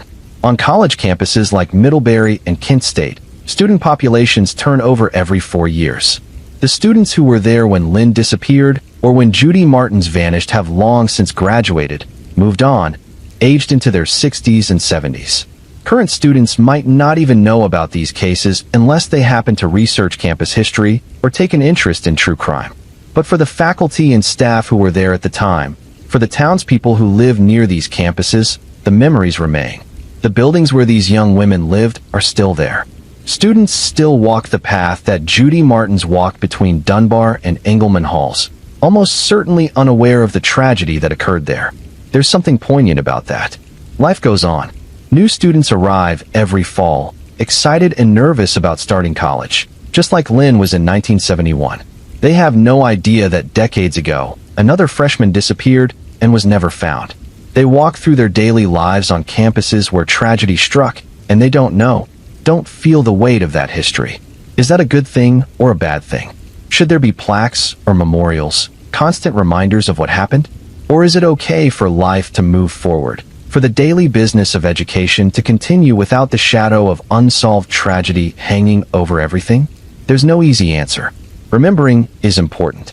These young women deserve to be remembered. Their cases deserve attention. But constant commemoration of tragedy can also be overwhelming, can make it hard for communities to heal and move forward. Most of these cases have found some middle ground. There are occasional remembrances, anniversary stories in local papers, families who keep the memory alive. But there isn't constant, daily attention. The communities have learned to live with the weight of these unsolved mysteries without being crushed by them. And perhaps that's the best we can hope for. That these cases aren't forgotten, but that they also don't consume the communities where they occurred. That there's space for both remembrance and for moving forward. Let's talk about the families themselves for a moment. What is it like to be the sibling, the parent, the loved one of someone who disappeared and was never found? We've mentioned Lynn's sister, who has carried on the search for answers after her parents died. Imagine being in that position. Your sister disappeared when you were young. Your parents spent the rest of their lives looking for her, hoping for answers, and died without ever getting those answers. Now you're the only one left who remembers her firsthand, who knew her as a sister, not just as a case file or a name in a news story. That's an enormous burden to carry. You become the keeper of memory, the advocate, the voice for someone who can no longer speak for themselves. You feel obligated to keep searching, to keep the case alive, because if you don't, who will? If you give up, if you stop pushing for answers, does that mean your sister is truly gone, truly forgotten? This sense of obligation is common among family members of missing persons. They feel they owe it to their loved one to never stop looking, never stop hoping, never accept the uncertainty as final. It's a form of loyalty, of love, but it's also exhausting and sometimes consuming. Some family members find ways to channel their grief and their advocacy into productive action. They work with other families of missing persons. They advocate for policy changes, for better missing persons databases, for more resources for cold case investigations. They turn their personal tragedy into a force for change that might help other families. Others find that the weight becomes too much, that they need to step back for their own mental health and well-being. And there's no shame in that. Grief is not a contest. No one should be judged for how they cope with the loss of a loved one, especially a loss as ambiguous and ongoing as having someone disappear without answers. The siblings and children of missing persons often talk about how their whole lives have been shaped by this absence. They grew up in the shadow of their missing family member. Their parents were preoccupied with searching, with grieving, with the ongoing trauma of not knowing. Family gatherings were marked by absence, by the empty chair at the table, by the conversations that carefully avoided or directly addressed the person who wasn't there. Some of these family members have gone on to have their own children, who have grown up knowing about their aunt or cousin who disappeared, who have been raised with this family history of loss and mystery. The trauma echoes across generations, affecting people who weren't even born when the disappearance occurred. This is the ripple effect of violent crime. It's not just the direct victim who suffers. It's their family, their friends, their community. And when the crime is never solved, when there's never closure or justice, those ripples continue indefinitely. Let's take a moment to breathe together, to acknowledge the heaviness of these stories without letting that heaviness overwhelm you. You're safe in your bed. These are stories from the past, important stories that deserve to be told and heard.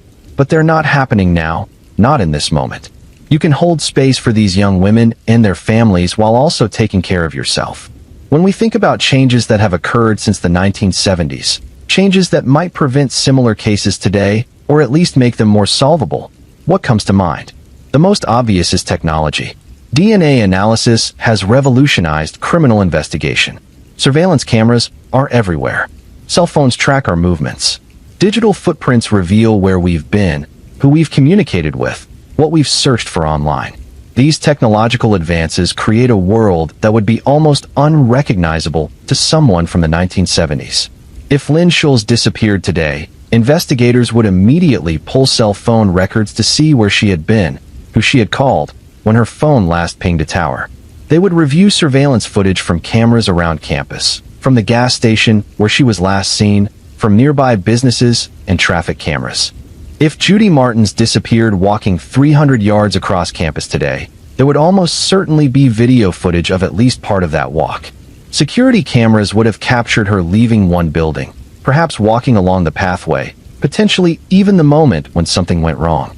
If Cheryl Scherer was taken from a gas station today, the station would have multiple cameras recording everything. The perpetrator would likely be caught on video. Their vehicle would be recorded, license plate visible. Even if they wore a mask or disguised their appearance, the footage would provide leads, evidence, a starting point for investigation.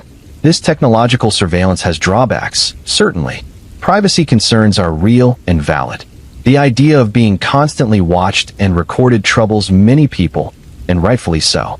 But in the context of solving violent crimes, of finding missing persons, of holding perpetrators accountable, these technologies have been invaluable. The National Crime Information Center has been expanded and improved.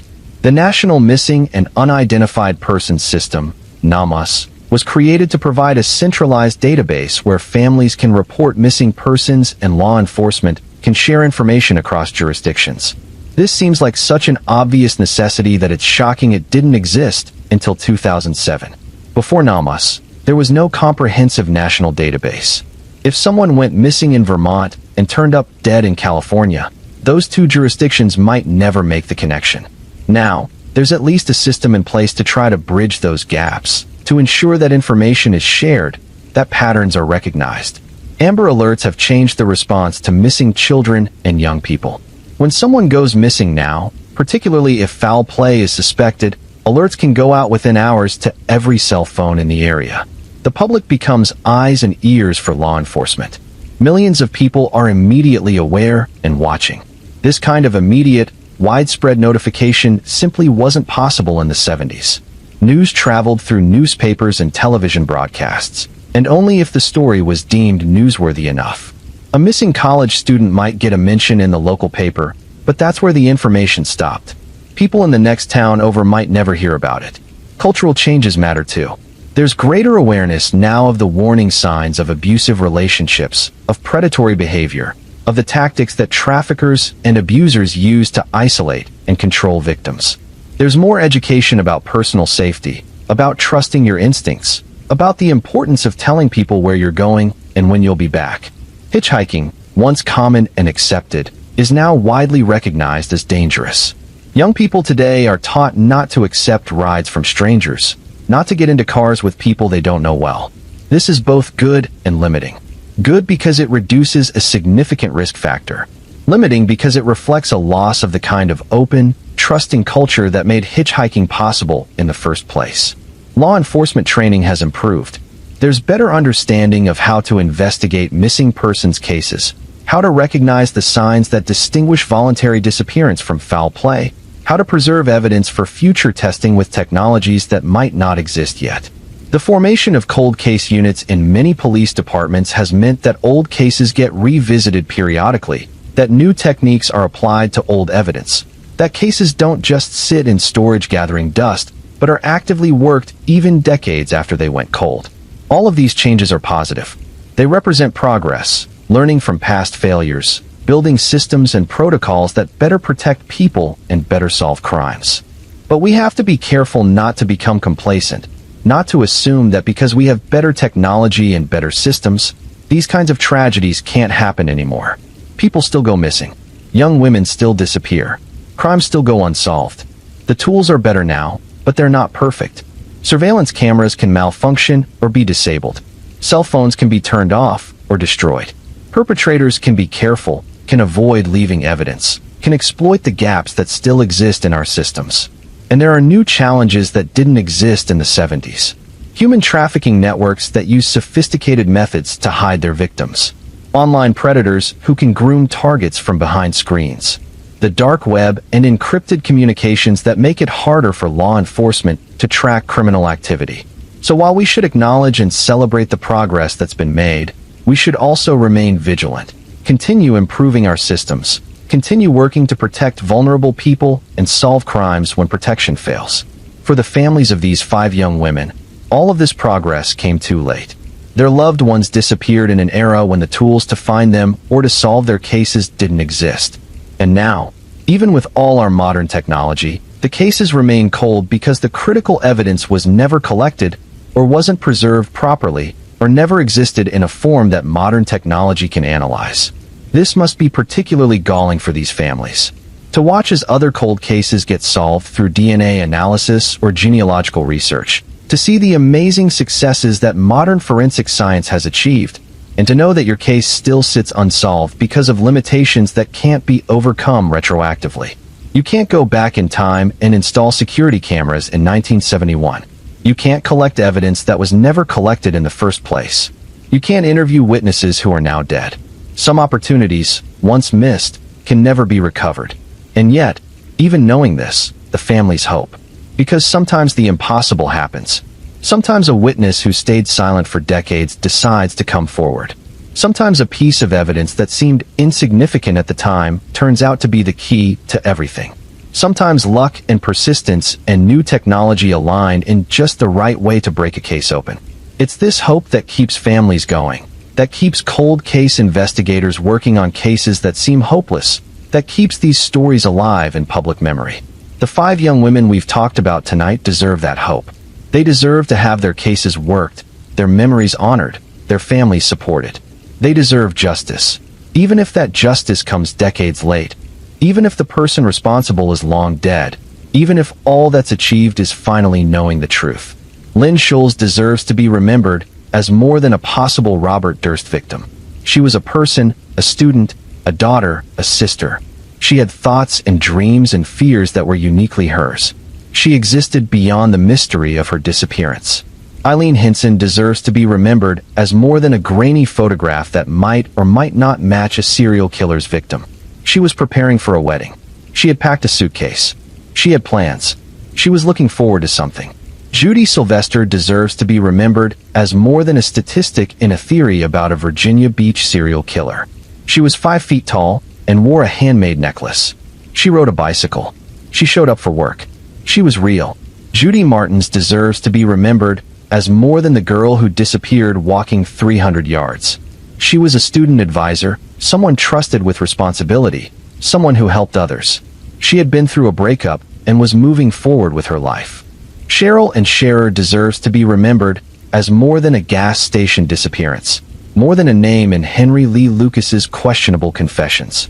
She was 19 years old, working to support herself, living independently. She was building a life. These were whole people with whole lives. Yes, their disappearances are mysteries that deserve to be solved. But more importantly, they were human beings who deserved to live long lives, who deserved safety and opportunity and the chance to grow old and accomplish their dreams. Their deaths, or disappearances, or whatever fate befell them, were tragedies. Not just puzzles to be solved, not just case files to be studied, but real losses that created real grief that continues to this day. Let yourself breathe. Feel the weight of your body against your mattress. Notice how your breath moves in and out, steady and calm. These stories are heavy, but you're holding them with care, with respect, and that matters. There's something profound about sitting with unsolved mysteries like these. In our modern world, we're accustomed to answers. We can look up almost anything on our phones within seconds. We expect resolution, closure, neat endings to stories. But life doesn't always work that way. Sometimes there are no answers. Sometimes mysteries remain mysteries, and we have to find a way to live with that uncertainty. This is what the families of missing persons grapple with every day. The human mind craves closure. We want to know what happened, even when the truth is painful. Uncertainty is, in many ways, harder to bear than painful certainty. At least with certainty, you can grieve, you can process, you can eventually begin to heal. But uncertainty keeps you suspended in a state of not knowing, unable to fully grieve because there's still that whisper of hope, unable to fully hope because the likelihood of a good outcome diminishes with every passing day. Psychologists call this ambiguous loss, and it's recognized as one of the most difficult forms of loss to process. When someone dies, there are rituals. There's a funeral. There's a burial or cremation. There are condolence cards and casseroles, and people gathering to support each other. There's a social framework for grief, a roadmap that helps guide people through the process. But when someone disappears, there's none of that. There's no body to bury, no funeral to attend, no formal acknowledgement of death because death hasn't been confirmed. You're in limbo, frozen between hope and despair, unable to move forward, but unable to go back to the way things were before. The families of these 5 young women have lived in this limbo for decades. Some of them, like Lynn's parents, lived in it until they died. They never got release from that uncertainty. They carried it to their graves. Think about what that means. Lynn Schultz's parents spent more than 20 years waiting for answers. 20 years of birthdays and Christmases marked by absence. 20 years of hoping that the phone would ring with news. 20 years of seeing young women who looked like Lynn from behind and feeling their hearts leap before reality crashed back in. 20 years of going to bed every night not knowing what happened to their daughter. And then they died without ever knowing. The uncertainty they carried through their entire adult lives remained unresolved when they took their last breaths. Their daughter's case outlived them, continuing on while they passed into death, still not knowing. This is one of the cruelest aspects of cold cases. Time favors the perpetrator, not the victim's family. With each passing year, the likelihood of solving the case decreases. Evidence degrades. Witnesses die. Memories fade. The perpetrator might die too, taking their secrets to the grave. And the family is left with nothing but questions that will never be answered. But even knowing this, even understanding that the odds are against them, families continue to hope and fight and advocate.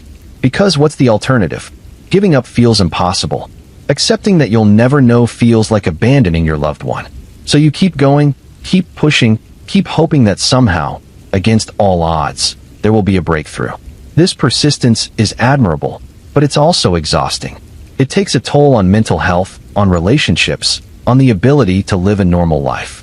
Some family members find themselves consumed by the search, unable to focus on anything else, their entire existence revolving around this one unsolved mystery. Others find ways to compartmentalize, to create space in their lives for other things, while still maintaining hope for resolution. They build careers, raise families, pursue hobbies, live their lives while carrying the weight of loss and uncertainty.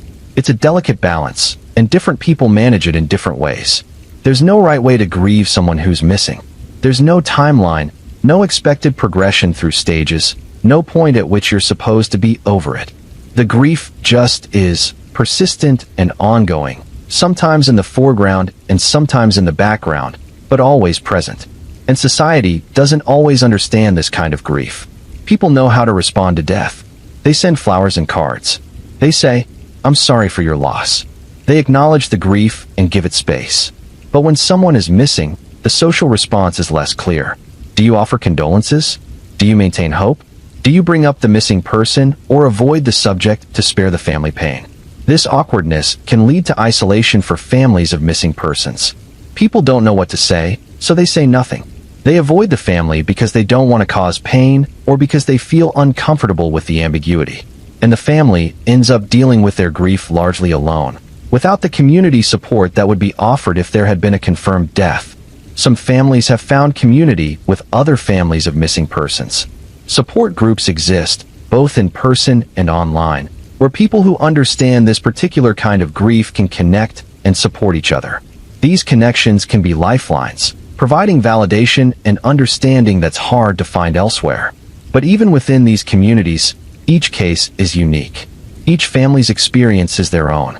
The specifics of how their loved one disappeared, the evidence that exists or doesn't exist, the level of law enforcement engagement, the media attention or lack thereof, all of these factors create different experiences even within the shared experience of having a missing loved one. Let's pause for a moment and consider the perpetrators of these crimes. We don't know who they were. We don't know their motivations. We don't know if they're still alive or if they took their secrets to the grave. But they were someone. They had lives, families, maybe careers. They existed in communities, interacted with people, presented themselves as normal. This is one of the most unsettling aspects of unsolved violent crimes. The person responsible is out there somewhere, or was. They might have lived long lives. They might have had children and grandchildren who have no idea what they did. They might have been well-liked in their communities, considered good neighbors or reliable co-workers. Or they might have shown signs, might have had other incidents in their past, might have been known to be troubling or dangerous, but never caught for this particular crime. We don't know. Without knowing who they were, we can't know anything about them. But we can know this: they took something precious. They destroyed families. They created decades of grief and uncertainty. And they got away with it, at least so far. They avoided accountability, avoided punishment, avoided having to face what they did. This is its own kind of injustice. Not just the crime itself, but the escape from consequences. The ability to move on with their lives while their victims' families remained frozen in grief. Some people wonder if these perpetrators felt guilt, if they were haunted by what they did, if they lay awake at night thinking about the lives they destroyed. It's comforting to imagine that they suffered some kind of internal punishment, even if external justice never came. But the truth is, we don't know. Some violent offenders do feel remorse. Others don't. Some are haunted by their crimes. Others compartmentalize and move on. There's a desire to believe that evildoers suffer for their evil, that karma or guilt or some kind of cosmic justice ensures they pay a price even if human justice fails. But that's more about our need for the world to make sense than about reality. Sometimes bad people get away with terrible things and live comfortable lives. Sometimes there is no cosmic balance, no inevitable punishment. Sometimes injustice just is. This is hard to accept. We want to believe in justice, in fairness, in the idea that good is rewarded and evil is punished. But the existence of these unsolved cases, of families who wait decades without answers, challenges that belief. It forces us to confront the possibility that justice is not inevitable, that bad things happen to good people, and the people responsible sometimes face no consequences. And yet, even knowing this, we continue to pursue justice. We continue to investigate cold cases, to develop new forensic technologies, to build databases and systems meant to catch perpetrators and solve crimes. Because even if justice isn't inevitable, it's still worth pursuing. Even if we can't solve every case, each case we do solve matters enormously to the family involved. The families of these 5 young women are still waiting for their cases to be the ones that get solved. They're still hoping that their loved ones will be the ones who finally get justice, even if that justice comes decades late. And who's to say it won't happen? Cold cases get solved all the time now. Cases that seemed hopeless 30, 40, 50 years ago are being cracked open through genetic genealogy and advanced DNA analysis and fresh investigative approaches. The Golden State Killer evaded capture for decades. His crimes spanned years and terrorized California. He seemed uncatchable, a ghost who could commit horrific crimes and disappear without a trace. And then, in 2018, he was finally identified and arrested through genetic genealogy. Joseph James D'Angelo, a former police officer, had been living a quiet life in suburban Sacramento while the families of his victims waited for justice. His arrest came 40 years after his last known crime. 40 years. Many of his victims' family members had died waiting for answers. But some lived to see him caught, lived to see him prosecuted, lived to see him stand in court and face accountability for what he had done. If that case could be solved after 40 years, why not these? Why not Lynn Schultz's case, or Eileen Hinson's, or any of the others? The science exists. The databases exist. The investigative techniques have been developed and refined. What's needed is the right piece of evidence, the right sample of DNA, the right witness finally deciding to come forward, the right convergence of circumstances that cracks the case open. It could happen tomorrow. It could happen next year. It could happen 20 years from now when some new technology is developed that can do things we can't even imagine yet. Or it might never happen. The uncertainty cuts both ways. There's always hope, but there's also the very real possibility that these cases will remain unsolved forever. This is what the families live with. This dual reality of hope and despair, possibility and probability, the chance of answers existing alongside the likelihood that answers will never come. Let's think about what these cases meant to the communities where they occurred at the time they happened. We've touched on this before, but it's worth exploring more deeply. In Middlebury, Vermont, in December of 1971, the disappearance of a college student was shocking. This was a small, safe college town. These things didn't happen there. The campus community was tight-knit, protective of its students. When Lynn vanished, it shattered that sense of safety. Parents of other students worried. Should they pull their children out of school? Was the campus safe? College administrators had to balance being honest about the situation with not creating panic, not damaging the institution's reputation. It was a delicate line to walk. Students became more cautious. The freedom and independence they had enjoyed suddenly felt dangerous. Young women started traveling in groups, started being more careful about where they went and when. The campus atmosphere changed, became more anxious, more watchful. And when the case went unsolved, when weeks turned to months with no answers, that anxiety didn't fully dissipate. It settled into a kind of background unease, an awareness that something terrible had happened and no one knew why or how or who was responsible. In Napa, California, the reaction to Eileen Hinson's disappearance was likely similar, though with less public documentation. A young woman preparing for a wedding, vanishing without explanation, leaving a packed suitcase behind. It's the kind of story that makes people lock their doors, that makes parents hold their daughters a little tighter. Virginia Beach in 1977 was already dealing with anxiety about the murdered women who had been found in the area. Judy Sylvester's disappearance added to that fear. Was there a serial killer operating in Virginia Beach? Were young women particularly at risk? The uncertainty was terrifying. When you don't know who's responsible for crimes, when there's no clear pattern or explanation, everyone becomes a suspect in the collective imagination. Your neighbor could be a killer. The friendly guy at the gas station could be dangerous. That nice man who offered to help could have ulterior motives. Trust erodes. Community cohesion weakens. At Kent State University, Judy Martin's disappearance was particularly troubling because of how impossible it seemed. 300 yards across campus and she vanished. If that could happen, what did it mean for every other student who walked across campus every day? The scale of the search, with National Guard helicopters and river searches, demonstrated how seriously the disappearance was taken, but it also heightened the fear. If authorities were deploying those kinds of resources, the situation must be truly dire. And in Scott City, Missouri, Cheryl Scherer's abduction from the gas station was perhaps the most frightening scenario of all. Taken in broad daylight from her workplace, with money stolen but her car and belongings left behind. It suggested a level of brazenness, of not caring about being seen or caught, that was deeply unsettling. Small-town Scott City had to confront the reality that their community wasn't as safe as they had believed.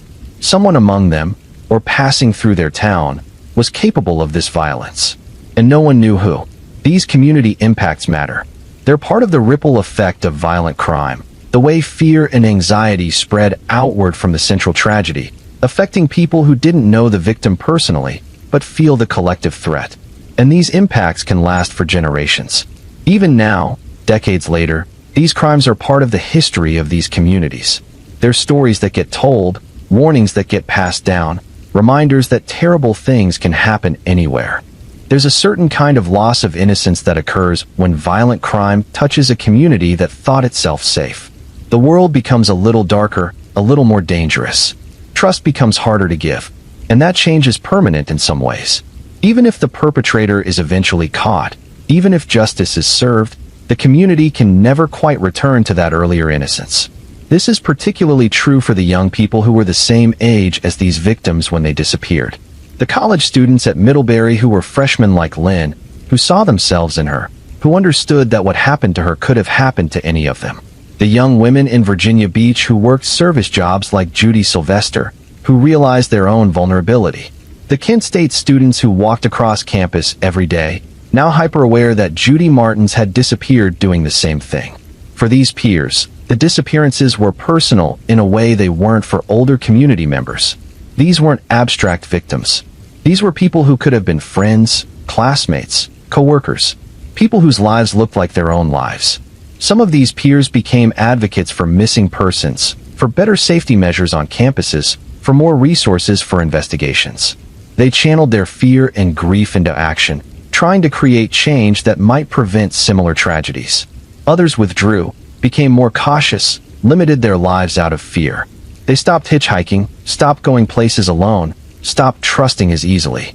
They protected themselves, but at the cost of some of the freedom and independence they had been claiming.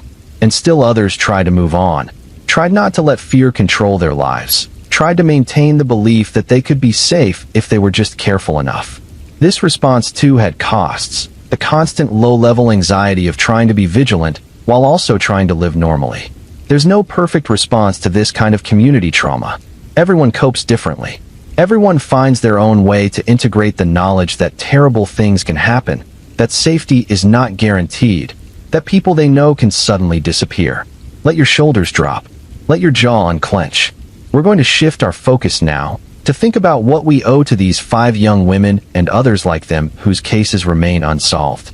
First and foremost, we owe them remembrance. Not just as cases, not just as mysteries, but as people, as individuals who lived, who had personalities and quirks and dreams and fears, who laughed and cried and hoped and worried, who were loved and who loved others. It's easy for unsolved cases to become dehumanized, reduced to facts and theories and speculation. But behind every case is a person who lived, who mattered, whose absence created a hole that can never be filled. We owe them the effort to keep their cases active, to continue investigating even when the odds seem long. Cold case units exist because we as a society have decided that unsolved crimes still matter, that victims still deserve justice even decades after they were victimized.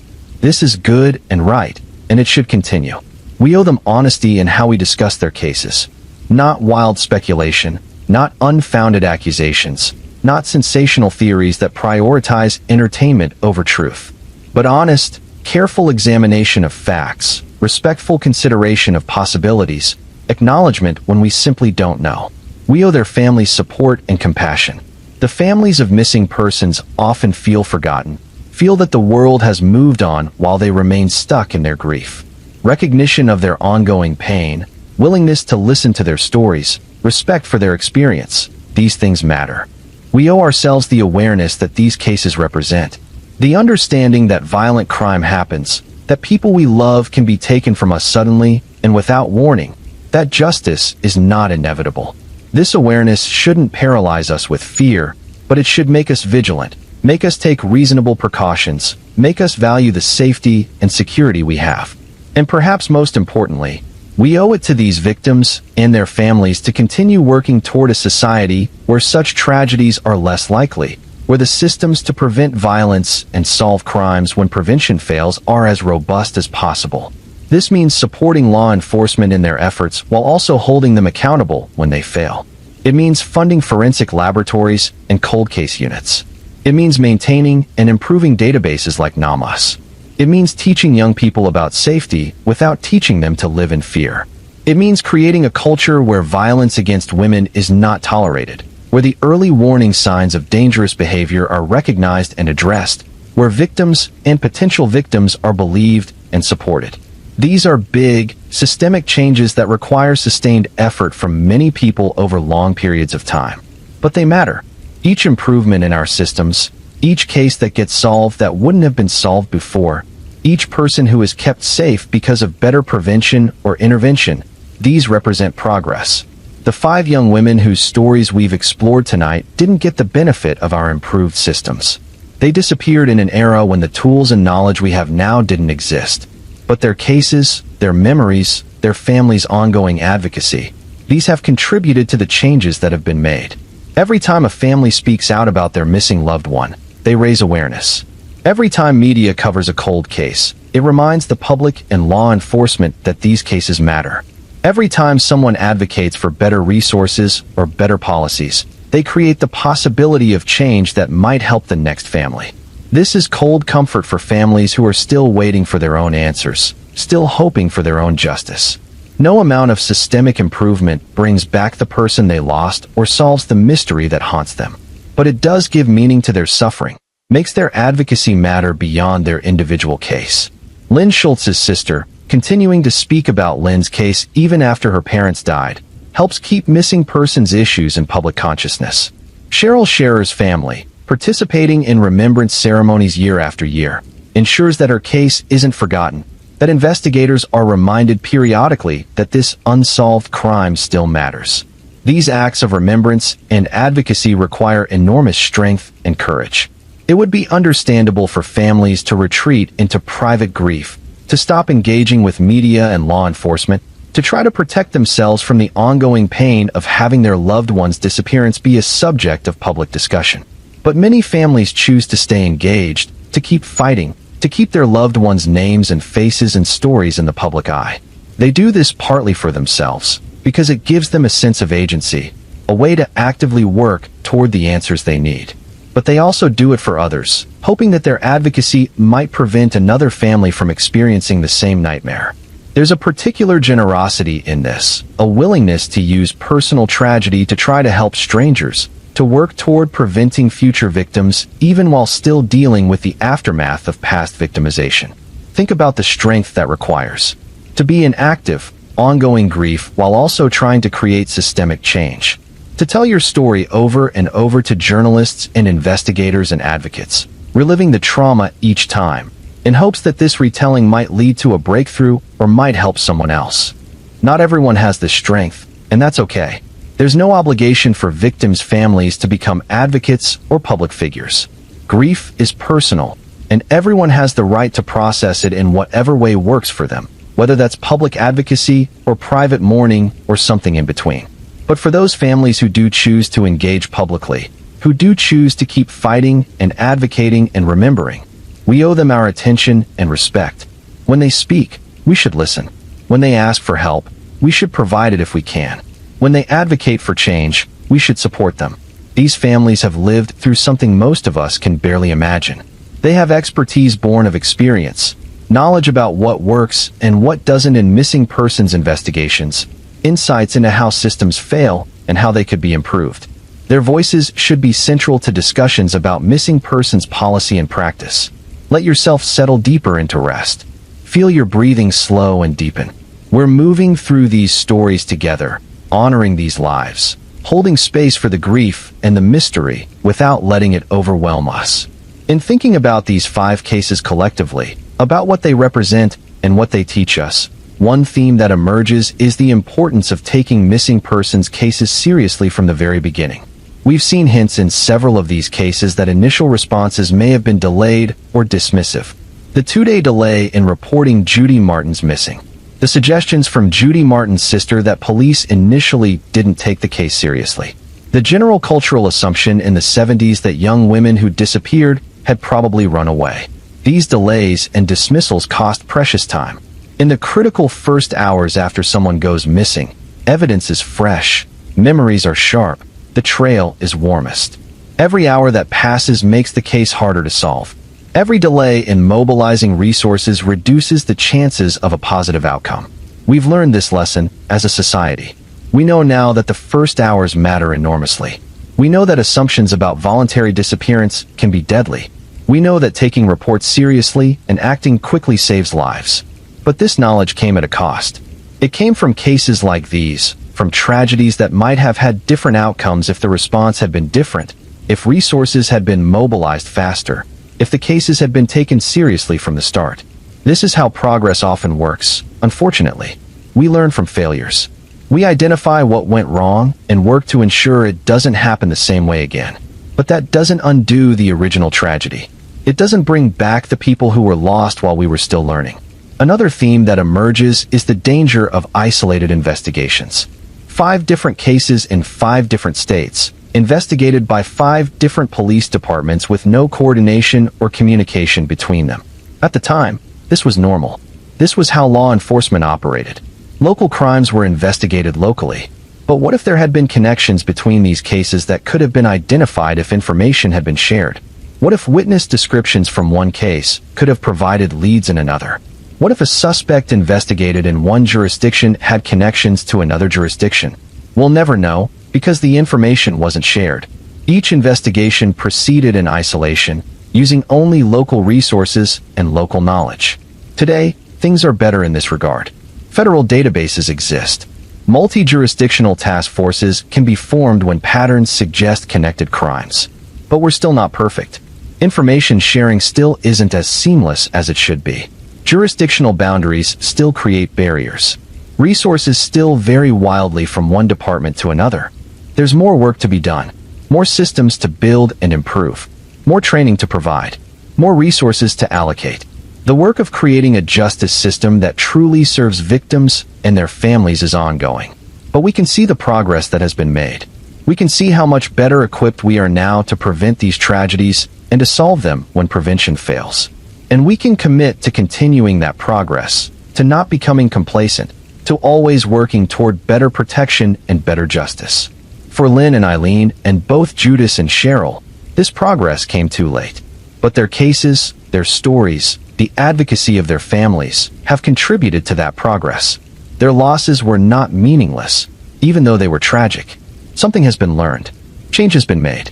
Future victims have been helped by the lessons drawn from these past tragedies. This doesn't make the tragedies okay. It doesn't justify the losses or comfort the families who are still waiting for answers. But it does provide some small measure of meaning, some sense that these lives mattered, that their stories have made a difference. Let's return to the individual women for a moment, to remember them not as a collective case study, but as 5 unique individuals. Lynn Scholes was 18 years old, intelligent and sensitive, navigating her first semester of college. She mentioned missing a bus to New York City, a detail that still puzzles people decades later. What did she mean? Where was she planning to go? We may never know. But that small detail tells us she had thoughts and plans, things she was thinking about beyond her immediate college responsibilities. She was a full person with a full interior life. Eileen Henson was 19, involved in wedding preparations, packing a suitcase for a trip she never took. She was at an age when weddings are exciting, when celebrating love and new beginnings feels joyful and full of promise. She should have attended that wedding. She should have worn whatever outfit she had packed in that suitcase. She should have danced and laughed and celebrated with others. Judy Sylvester was 24, 5 feet tall, wearing a handmade necklace. That necklace tells us something. Either she made it herself, which suggests creativity and craft, or someone who cared about her made it for her, which suggests she was loved and valued. She rode a bicycle around Virginia Beach, independent and active. She worked and earned her paycheck. She was building a life. Judy Martins was a student advisor at Kent State, trusted with responsibility for helping other students. This tells us about her character. She was someone mature enough, reliable enough, caring enough to be given this role. She was someone who looked out for others, who took her obligations seriously. The costume she was wearing when she disappeared suggests she had been participating in something social, something fun. She had a life beyond just her responsibilities.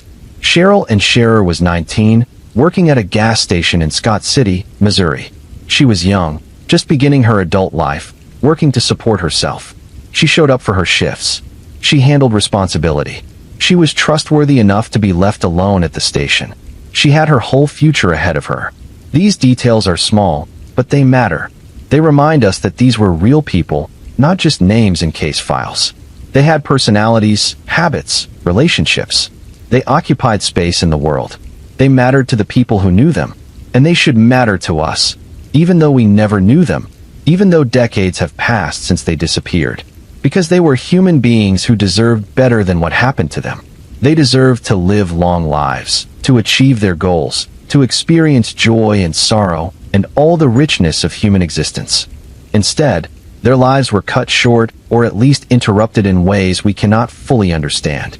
They became mysteries, became cases, became cautionary tales. But before all of that, they were simply young women living their lives, doing ordinary things on ordinary days. Until they weren't. Until something happened that we still don't understand. that transformed them from people living their lives into people who vanished, who became absences, who became the subjects of investigations and theories and decades of wondering. Let your body sink deeper into your bed. Let the tension flow out of your muscles. These stories are heavy, but they're also important. They're worth carrying, worth remembering, worth honoring. There's something we haven't fully explored yet about these cases, about the nature of disappearance itself. When someone dies, there's a finality to it. The person is gone. Their body exists as physical proof of that ending. Grief is painful, but at least the reality is clear. This person lived, and now they have died, and there's evidence of both the living and the dying. But when someone disappears, that clarity doesn't exist. The person lived, yes. There's evidence of that. Baby pictures and school records and employment histories and all the documentation of a life in progress. But then what? They were here, and then they weren't. The transition between those states is unclear, unknown, a gap in the narrative that creates unbearable uncertainty. Are they dead? Almost certainly, in cases this old. The likelihood that someone disappeared in the 1970s and is still alive somewhere, living under a different name, having chosen to abandon their entire previous life, is vanishingly small. It's the plot of movies and novels, not the reality of missing persons cases. But almost certainly isn't the same as definitely. And that tiny sliver of possibility, however improbable, makes it impossible for families to achieve closure. How do you grieve someone who might, theoretically, still be alive somewhere? How do you accept death when death hasn't been proven? This is the particular cruelty of disappearance. Not just the loss of the person, but the loss of certainty about what happened to them. The imagination fills the void with possibilities, some of them even worse than death. Did they suffer? Are they being held somewhere against their will? Did they die quickly or slowly? Were they afraid? These questions torment families. They create scenarios in their minds, trying to understand what happened, trying to imagine their loved one's final moments. And because there are no answers, no facts to anchor these imaginings, they can spiral into terrible places. Some families have said that in some ways, finding a body, even decades later, even when it confirms the worst, brings a kind of relief. At least then they know. At least then the questions about what happened can be replaced with the known truth, however painful that truth might be. At least then they can have a funeral, can create a final resting place, can mark the ending of their loved one's life in a concrete way. But for families who never get that discovery, who never find remains, who never get confirmation of death, the uncertainty continues indefinitely. They exist in a permanent state of not knowing, unable to fully grieve, unable to fully hope, suspended in an awful middle ground. This is what the families of these 5 young women have experienced. Decades of uncertainty, decades of questions without answers, decades of imagining and wondering and hoping and despairing. And yet, somehow, they go on. They live their lives. They raise children or pursue careers or maintain relationships or simply get through each day. Because what else can they do? Life continues even in the midst of unresolved grief. Bills still need to be paid. Responsibilities still need to be met. The world keeps turning whether you're ready for it to or not. There's a resilience in this that's worth recognizing. Not the resilience of bouncing back or moving on or getting over it, but the resilience of simply continuing to exist in the face of ongoing pain. Of carrying grief and uncertainty and still finding ways to experience joy, to love people, to engage with life. The human capacity for this kind of resilience is remarkable. We can hold seemingly contradictory things simultaneously.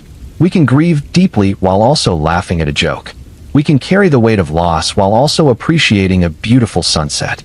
We can live with uncertainty while also making plans for the future. The families of missing persons exemplify this resilience every day. They haven't forgotten their loved ones. The pain hasn't gone away, but they've found ways to integrate that pain into their lives, to carry it without being completely crushed by it. This isn't easy. It requires enormous strength.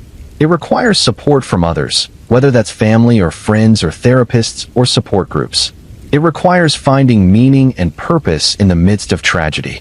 It requires making a choice, every day, to keep going. And some days are harder than others. Birthdays and anniversaries and holidays are particularly difficult.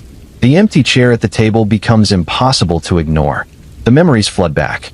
The absence feels fresh and raw all over again. But even on those hard days, these families endure. They light candles, or visit memorial sites, or share stories about their loved ones. They find ways to honor the memory while also acknowledging the pain. They survive another anniversary, another birthday, another holiday without answers. Let's think for a moment about the passage of time in these cases. Lynn Scholes disappeared 53 years ago as of this recording. 53 years. That's more than half a century. People who weren't born when she disappeared are now grandparents themselves. The world has changed completely. And yet, her case remains unsolved. Eileen Hinson disappeared 48 years ago. Judy Sylvester 47 years ago. Judy Martins 46 years ago. Cheryl Scherer 45 years ago. These are lifetimes. These are entire generations.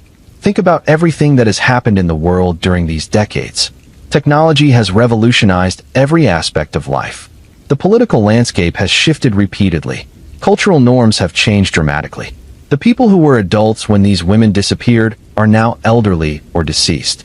The children who were born that year are now approaching retirement. But these cases remain frozen in time. The investigations may continue, new evidence may be examined, but the core mystery remains unchanged. What happened? Where are they? Who was responsible? The contrast between the enormous changes that have occurred in the world and the static nature of these unsolved cases is striking. Everything has changed, and yet nothing has changed. Time marches on for everyone except these 5 young women, whose stories stopped in the 1970s and never resumed. Their families have aged. Their siblings have gone from being young adults to being senior citizens.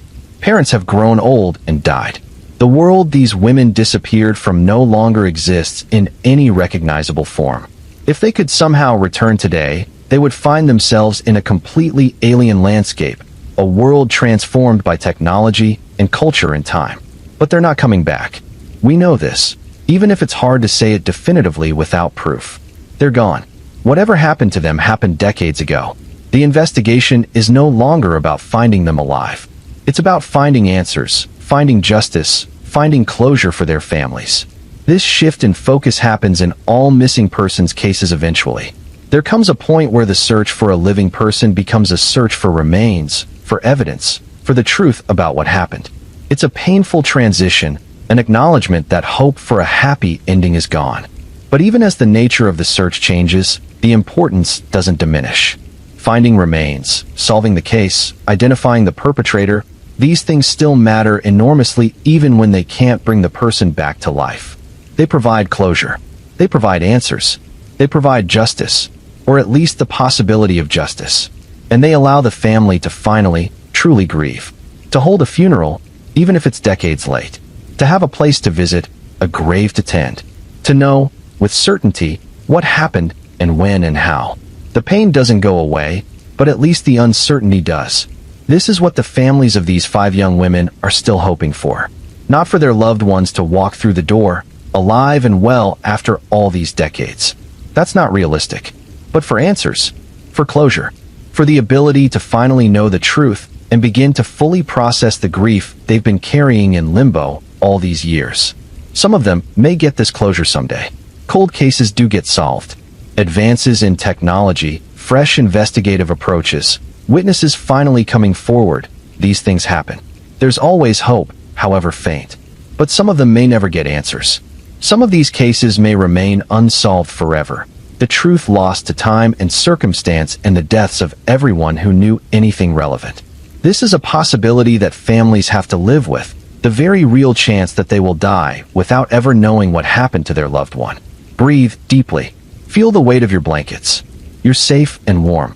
These stories are from the past, and while they carry weight, they don't have power over your present moment. There's a question that often comes up in discussions of cold cases. At what point do you stop actively investigating? When do you accept that a case is unsolvable and move your limited resources to other cases that might have better prospects? This is a deeply uncomfortable question. No one wants to give up on a case. No one wants to tell a family that their loved one's disappearance is no longer being actively worked. But resources are finite. Police departments have limited budgets, limited personnel. Every hour spent on an old cold case is an hour not spent on a current case. There's no good answer to this dilemma.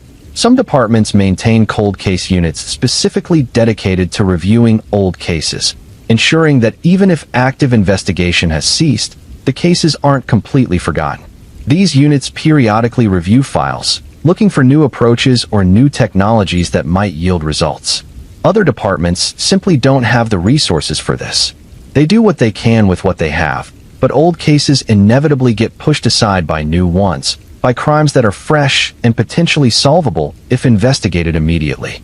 And this creates a kind of hierarchy of victims, where some cases get more attention and resources than others based on factors that may have nothing to do with the severity of the crime or the worthiness of the victim. High-profile cases get more resources. Cases with good evidence get more attention. Cases with persistent families who advocate loudly get more investigation time. This isn't fair, but it's reality. And it means that some victims, some families, get left behind. Their cases gather dust in storage. The investigators who knew the details retire or die. Institutional memory fades. The case becomes just a file number, a name in a database, a statistic in the unsolved case count. Fighting against this requires constant advocacy. Families who stay engaged, who remind law enforcement that the case still matters, who reach out to media, who connect with cold case units. These families are more likely to see their cases get attention. But not every family has the energy or resources for this kind of advocacy. Some are too devastated by grief. Some lack the knowledge of how to navigate law enforcement and media systems. Some simply burn out after years of fighting without results. And this too is unfair. The families who have already suffered the most, who have lost the most, shouldn't also have to carry the burden of keeping the investigation alive. Law enforcement should do that. Society should do that. But the reality is that advocacy matters, and families who can't or won't advocate are more likely to see their cases forgotten. This is one reason why organizations that support families of missing persons are so important. They provide advocacy training, media connections, emotional support. They help families understand the investigative process and how to effectively engage with it. They ensure that families aren't alone in their fight for answers. For the families of Lynn and Eileen and both Judas and Cheryl, these resources may or may not have been available depending on where they lived and when they sought help. Support networks for families of missing persons have grown and improved over the decades, but they're still not universally accessible or adequate. And this points to another area where progress is needed, not just in investigative techniques or forensic technology, but in support for the families left behind. These families have been traumatized. They need mental health resources, practical assistance with navigating law enforcement and legal systems, community support to help them cope with ongoing grief and uncertainty. Some jurisdictions provide these services.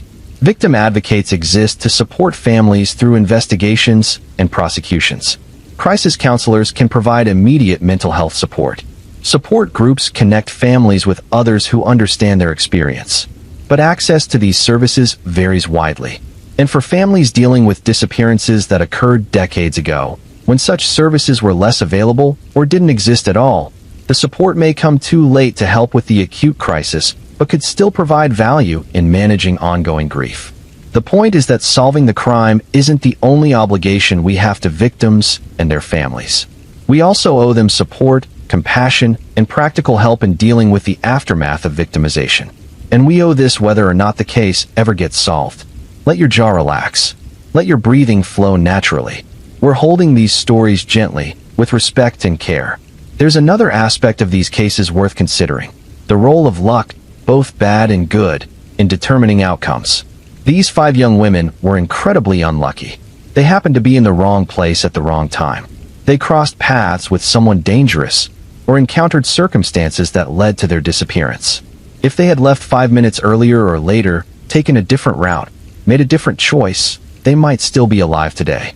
This randomness is deeply unsettling.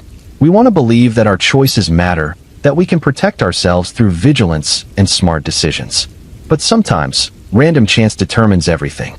Sometimes, being in a specific place at a specific moment is all it takes. The perpetrators of these crimes were, in some sense, lucky too.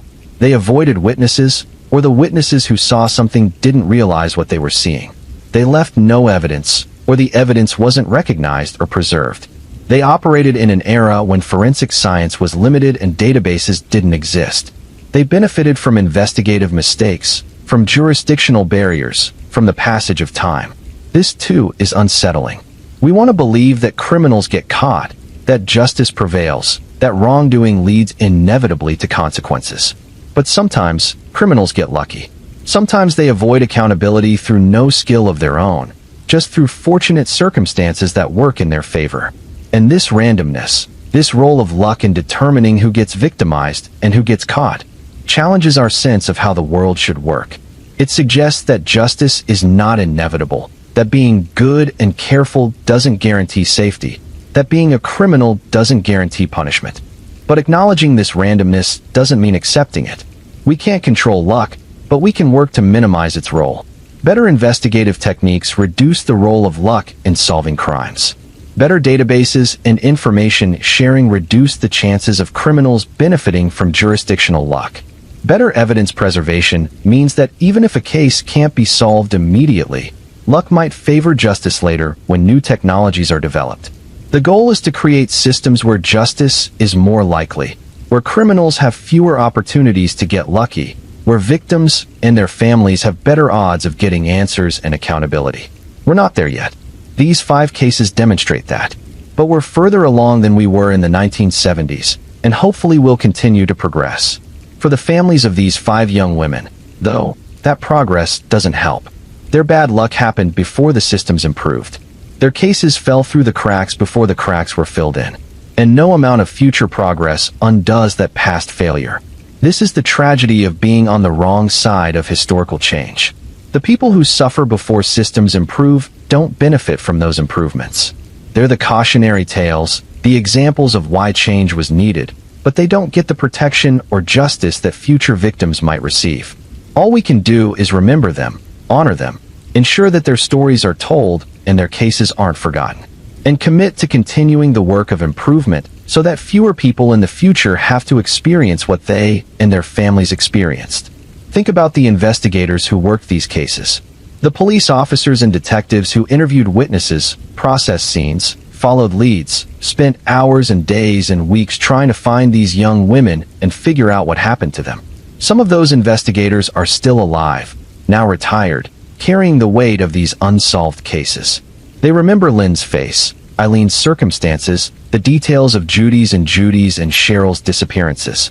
They remember the families, the desperate hope in parents' eyes, the questions they couldn't answer. Unsolved cases haunt good investigators. They think about them for years, wondering if there was something they missed, some lead they should have pursued more aggressively, some piece of evidence they should have recognized. They carry a sense of responsibility, even though they know intellectually that they did their best with the resources and knowledge available at the time. Some of these investigators have passed away now, taking their memories and insights with them. The institutional knowledge of what was done, what was tried, what didn't work, gets lost when investigators retire or die. New investigators inheriting cold cases have to start from scratch, reading reports and trying to understand cases they weren't part of originally. This loss of institutional knowledge is one reason why documenting investigations thoroughly is so important. Written reports, recorded interviews, detailed evidence logs. These things preserve knowledge that would otherwise be lost. But documentation in the 1970s wasn't always comprehensive or systematic. Sometimes critical details existed only in an investigator's memory, and when that investigator died, the details died too. This is another way that time works against solving cold cases. Not just through degradation of physical evidence, but through the loss of human knowledge and memory. But let's also acknowledge the dedication of those original investigators and the cold case investigators who have picked up these files in subsequent years. They care. They want to solve these cases. They feel a sense of obligation to the victims and their families. They're not indifferent or lazy or incompetent, as families sometimes feel when cases go unsolved. They're human beings doing difficult work with limited resources, working within systems that have constraints and limitations. They're trying their best, even when their best isn't enough to solve the case. This doesn't excuse failures when they occur. Investigative mistakes should be acknowledged and learned from. But it does complicate the narrative of simply blaming law enforcement when cases don't get solved. Sometimes, despite everyone's best efforts, despite dedication and hard work and genuine care, cases remain unsolved.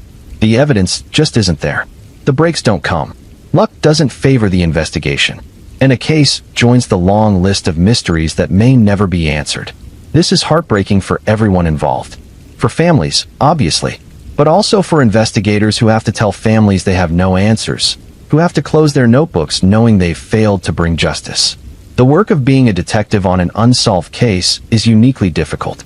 You're responsible for seeking justice for someone you never knew, someone whose life was cut short before you even entered the profession. You're working with incomplete information, degraded evidence, faded memories. You're carrying the hopes of grieving families who desperately want you to succeed, who believe you're their last chance for answers. And you know, statistically, that the odds are against you. Most cold cases remain cold. Most mysteries stay mysteries. You can work hard, be thorough, use every resource available, and still end up with nothing. The weight of that responsibility, combined with the likely outcome of failure, takes a toll. Some investigators specialize in cold cases because they find the work meaningful despite its difficulty. They're drawn to the puzzle aspect, to the challenge of trying to solve something that stumped others before them. They feel a sense of purpose in giving voice to victims who have been silent for decades. Others rotate through cold case work as part of their broader duties, spending some time on old cases between handling new ones. They do their best while they're assigned to a case, but they don't have the luxury of focusing solely on decades-old mysteries when current crimes demand immediate attention. Both approaches have value. Both represent good faith efforts to serve victims and their families. But neither guarantees results. And that's the fundamental frustration of cold case work. You can do everything right and still not solve the case because the critical piece of evidence or information simply doesn't exist or can't be found. For the families of these 5 young women, this means accepting that even with dedicated investigators, even with modern technology, even with time and resources and genuine effort, their cases might never be solved. The answers they desperately want might simply not be available. This acceptance is a form of grief in itself. The death of hope, the acknowledgement that you might spend the rest of your life not knowing what happened to your loved one. It's a bitter pill, made all the more bitter by the fact that someone out there knows, or knew, the truth. The answers exist, or existed, in someone's mind.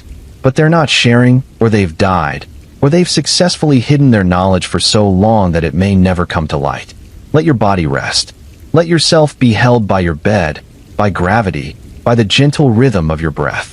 These are heavy thoughts, but they're important ones. And you're strong enough to hold them for these young women, to bear witness to their stories. There's a phrase that comes up sometimes in discussions of cold cases: getting away with murder. It's usually said with a sense of outrage, a recognition that justice has failed, that someone has committed a terrible crime and avoided consequences. But what does it mean to get away with murder, really? Does it mean avoiding legal punishment? Certainly that's part of it. If you kill someone and are never arrested, never tried, never convicted, you have, in a legal sense, gotten away with it. But does getting away with it mean avoiding all consequences? That's less clear.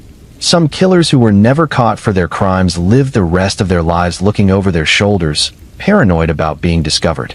Some were consumed by guilt, unable to enjoy the life they thought they were preserving by killing.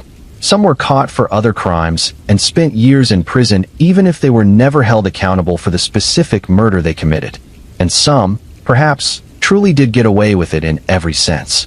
They killed, they avoided detection, they lived comfortable lives free from guilt or fear, and they died peacefully without ever being held accountable. This possibility is deeply disturbing, a violation of our sense that the universe should have some kind of moral order, some mechanism for ensuring that evil is punished. But the universe doesn't work that way. Justice is a human construct, something we create through our systems and institutions. When those systems fail, when institutions don't function as they should, injustice happens. And sometimes, that injustice is never corrected. For the perpetrators of these 5 disappearances, we don't know which scenario played out. We don't know if they lived in fear or guilt, if they were caught for other crimes, if they died peacefully or tormented. We don't even know for certain if they're all dead, though given the passage of time, it's likely. What we do know is that they have not, so far, been held legally accountable for what they did. They have gotten away with it in that specific, legal sense. And that failure of justice is something we have to acknowledge and grapple with. Does acknowledging this failure mean accepting it? No. It means recognizing reality while also committing to doing better, to creating systems that make such failures less likely in the future. It means holding space for both the reality that justice has not been served and the hope that someday it might be. And it means supporting the families who live with this failure every day, who know that the person who destroyed their lives faced no consequences, or at least no consequences that the family knows about. This knowledge is corrosive, eating away at the sense that the world is fair or just. Some families find peace through other means. Through faith, perhaps, believing that there's a higher justice that will eventually be served even if earthly justice fails. Through focusing on preserving their loved one's memory rather than pursuing the perpetrator. Through advocacy work that gives meaning to their suffering by helping others. These coping mechanisms don't erase the injustice, but they provide a way to live with it, to not be completely consumed by anger and bitterness and the desire for revenge. Other families can't find that peace. They remain focused on the perpetrator, on the desire to see them caught and punished, on the anger that fuels their advocacy. This is equally valid. There's no right way to cope with this kind of injustice. What matters is that families have support whatever their approach, that they're not judged for how they choose to handle their grief and anger, that resources are available whether they want to pursue justice actively or find other paths to peace. Think about how media coverage of these cases has evolved over the decades. In the 1970s, coverage was limited to local newspapers and perhaps brief mentions on local TV news. If a case wasn't solved quickly, media attention dried up. There was no internet to keep stories alive, no social media to spread awareness, no true crime podcasts to revisit cases years later. Families had limited options for keeping their loved ones' cases in the public eye. They could reach out to local media on anniversaries, hoping for a story that might generate new tips. They could put up flyers, though those would fade and tear and eventually be covered over by newer flyers for other missing persons. They could talk to anyone who would listen, but their audience was limited. Today, the media landscape is completely different. True crime has become a massive genre, with dedicated TV channels, countless podcasts, YouTube channels, online forums, subreddits devoted to discussing cold cases. This increased attention has both benefits and drawbacks. On the positive side, cases that might have been forgotten get national or even international attention. The increased awareness can generate new tips, can put pressure on law enforcement to dedicate resources to investigation, can keep the public engaged with missing persons issues. On the negative side, this attention can be exploitative, treating real tragedies as entertainment. Online sleuths sometimes engage in harmful speculation, accusing innocent people without evidence, harassing families, interfering with investigations. The quality of coverage varies wildly, from respectful and thorough to sensationalistic and harmful. For families, navigating this media landscape is complicated. They want attention for their cases, want their loved ones' stories told, want the public engaged and watching for information. But they also want their loved ones treated with respect, want accurate information shared, want to be protected from harassment and harmful speculation. Some families embrace media attention, working actively with podcasters and documentary makers, using social media to advocate for their cases. Others find it overwhelming and invasive, preferring to grieve privately while letting law enforcement handle investigation. Again, there's no right approach. Different families have different needs and different comfort levels with public attention. What matters is that they have agency, that they get to decide how their loved one's story is told, that they're not exploited by media that prioritizes entertainment value over respect for victims and families. The cases of Lynn, Eileen, Judy Sylvester, Judy Martins, and Cheryl have been covered to varying degrees by true crime media. Lynn's case got significant attention when the Robert Durst connection emerged. The others have been discussed in various forums and articles, but haven't achieved the same level of national attention. This disparity in coverage isn't based on the worthiness of the victims or the severity of the crimes. It's based on factors like whether there's a compelling hook for the story, whether there's a famous person connected to it, whether there's visual material available, whether the family is willing and able to engage with media. These factors have nothing to do with justice and everything to do with the mechanics of media and public attention. But they have real effects on which cases get resources, which families get support, which perpetrators might be identified through public tips. So we end up with an imperfect system where some victims get more attention than others based on factors beyond anyone's control. It's not fair, but it's the reality we're working with. The challenge is to use media attention responsibly when it exists, while also not forgetting the cases that don't capture public imagination. Let yourself sink deeper into relaxation. Your breathing is slow and steady. The weight of these stories is real, but you're carrying it with grace, honoring these lives by listening. There's something profound about the collective nature of these 5 stories. We've talked about them individually, examined their unique circumstances, honored them as separate people with separate lives. But there's also value in thinking about them together as representatives of a larger phenomenon. How many other young women disappeared in the 1970s and were never found? How many cases like these exist in police files across the country? The 5 we've discussed tonight are just the ones we've chosen to focus on, but they're far from the only ones. The National Missing and Unidentified Persons System has thousands of cases dating back to the 70s and earlier. Thousands of people who disappeared and were never found, whose families still wait for answers, whose cases sit cold in storage somewhere. This scale of loss is almost incomprehensible. Each one of those thousands of cases represents a person, a family, a tragedy. Each one deserves attention and resources and effort to solve. But the sheer number makes that impossible. We don't have enough investigators, enough resources, enough time to give each case what it deserves. So triage happens.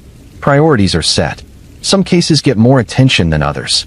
And families of the cases that don't get prioritized feel abandoned, feel that their loved one has been deemed less important, less worthy of justice. This is one of the cruel mathematics of limited resources. Every hour spent on one case is an hour not spent on another. Every dollar allocated to investigation is a dollar not available for something else. Choices have to be made, and those choices mean some victims and families get less than they need and deserve. There's no easy solution to this. We could increase funding for law enforcement, hire more investigators, dedicate more resources to cold cases. These things would help. But even with increased resources, there would still be more cases than could be fully worked. The backlog is simply too large.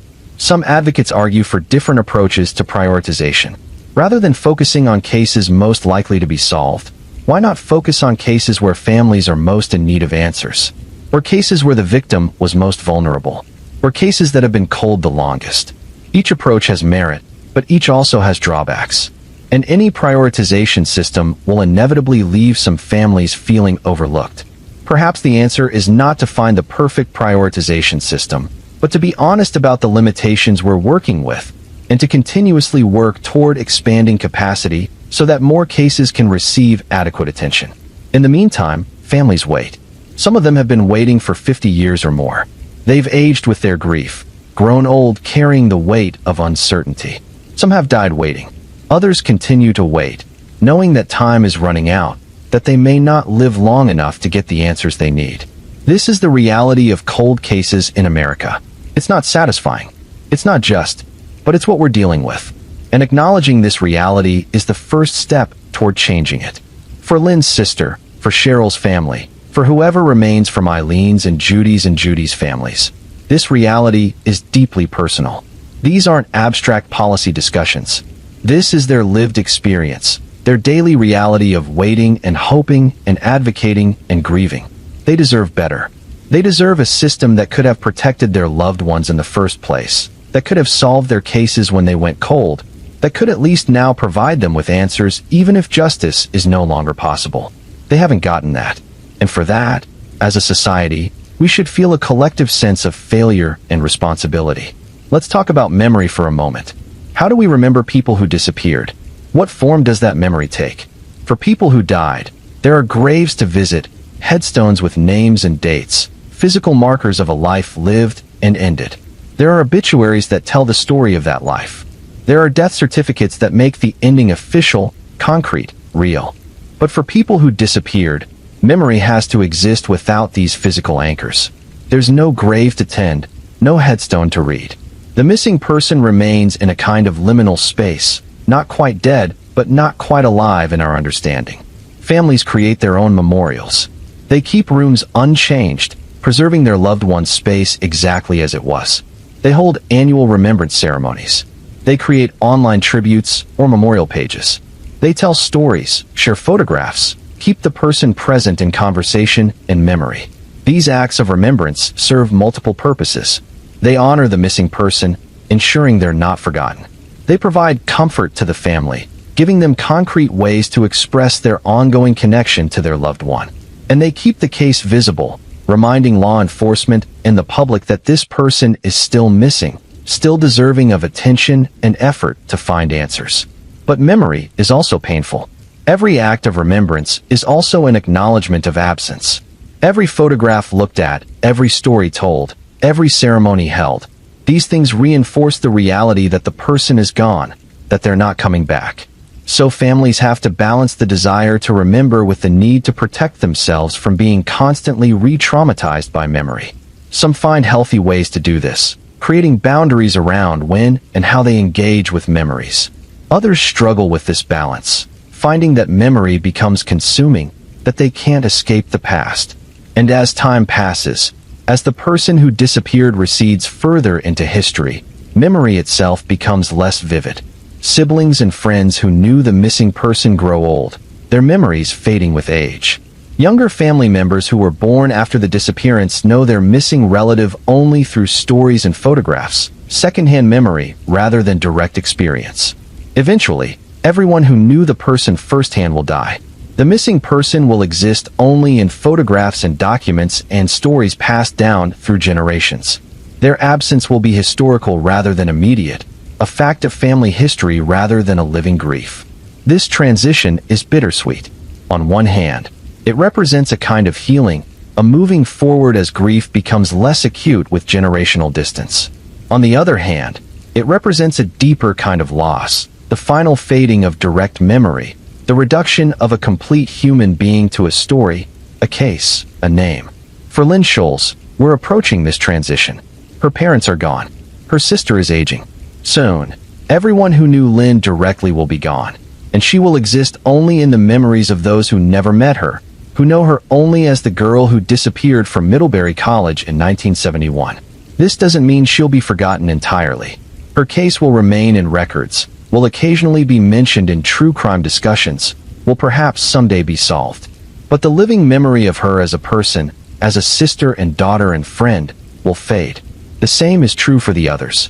We're in a transitional period where some direct memory still exists, but it's fading.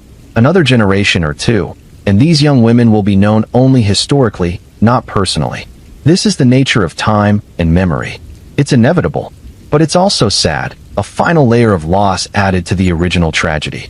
What we can do, what we should do, is ensure that even as direct memory fades, these women are remembered with dignity and respect, that their cases remain active, that investigation continues, that they're treated as more than just cold case numbers. We can tell their stories, as we're doing tonight, in ways that honor them as people first. We can advocate for the resources and policies that might someday solve their cases or prevent similar cases in the future. We can support their families in whatever ways they need. These are small things, perhaps, in the face of such profound loss and injustice. But they matter. They represent the human commitment to not forgetting, to continuing to care, to working toward justice even when justice seems impossible. Take a deep breath. Let your muscles soften. Feel the quiet of the night around you. These young women lived. They mattered. Their stories deserve to be told and heard. And you, by listening, by bearing witness, are honoring them. That's a generous and important thing you're doing. As we move toward the end of our time together tonight, I want us to think about what we take away from these stories. What do they teach us? What should we remember? First, they remind us of the fragility of life, of how quickly everything can change. These 5 young women woke up on ordinary days, went about ordinary activities, and never came home. They had no warning, no chance to say goodbye, no opportunity to prepare. This could happen to anyone. We live with this knowledge quietly, trying not to think about it too much because it's too frightening. But these cases force us to confront it. Second, They remind us of the importance of vigilance without paranoia.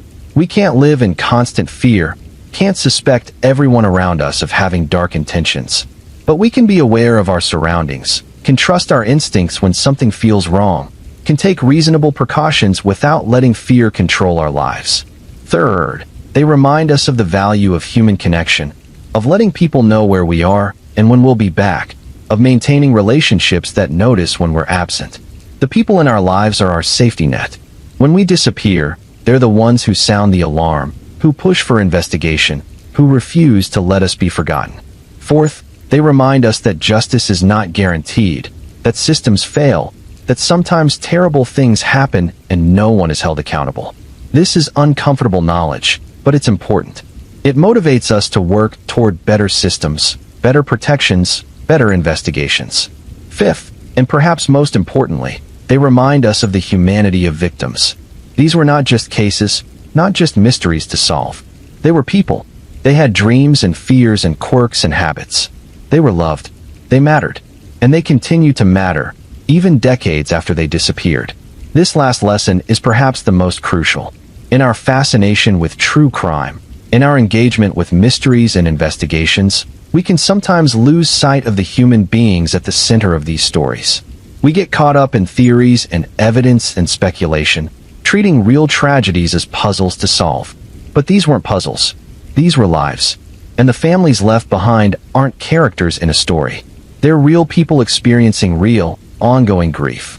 When we engage with true crime, when we discuss these cases, when we theorize about what might have happened, we have a responsibility to remember this, to center the humanity of victims and their families, to be respectful in our curiosity, to recognize that these are not entertainment, even if we engage with them through entertainment media.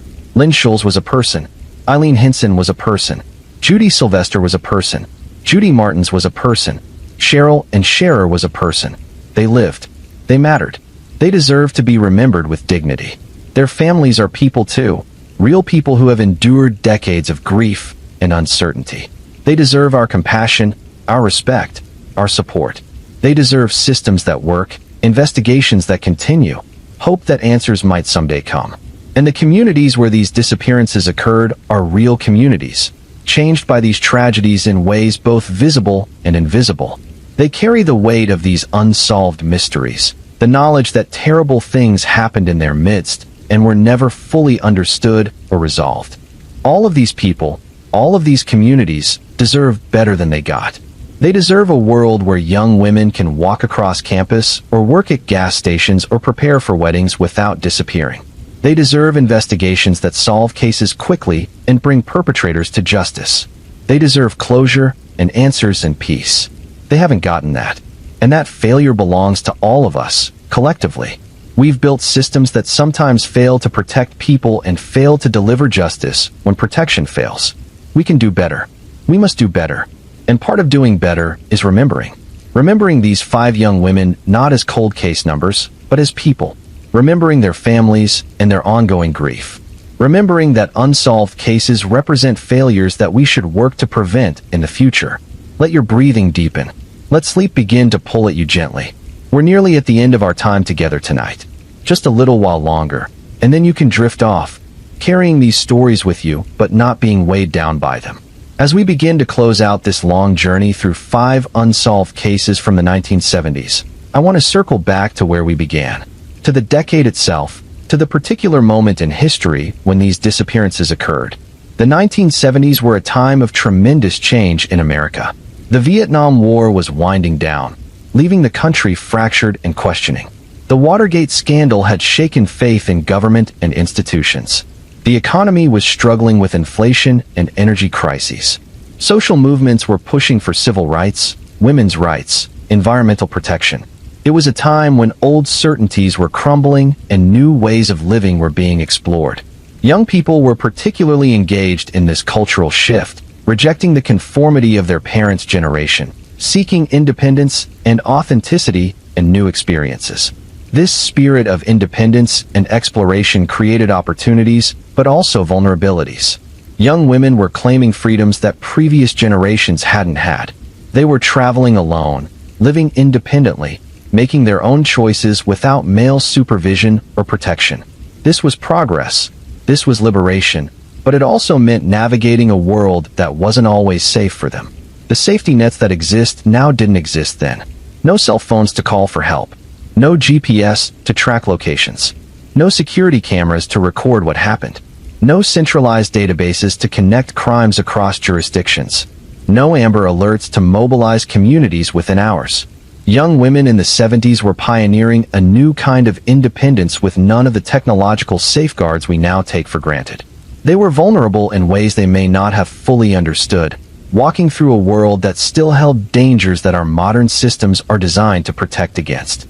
This doesn't mean their independence was wrong or that they were to blame for what happened to them. The blame belongs entirely to the people who victimized them.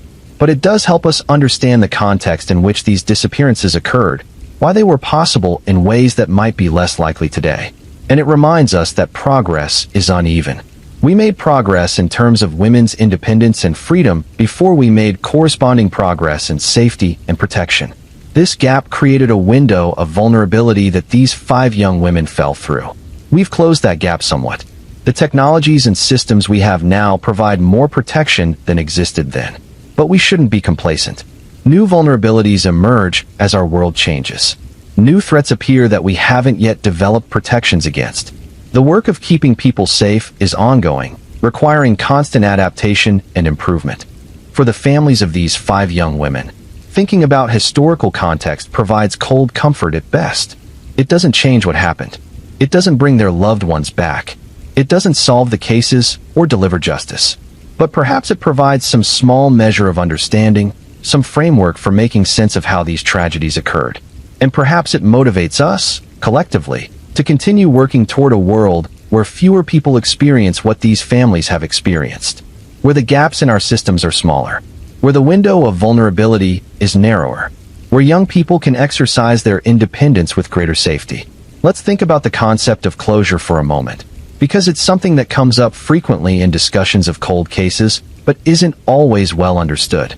Closure is often presented as the goal of solving a case.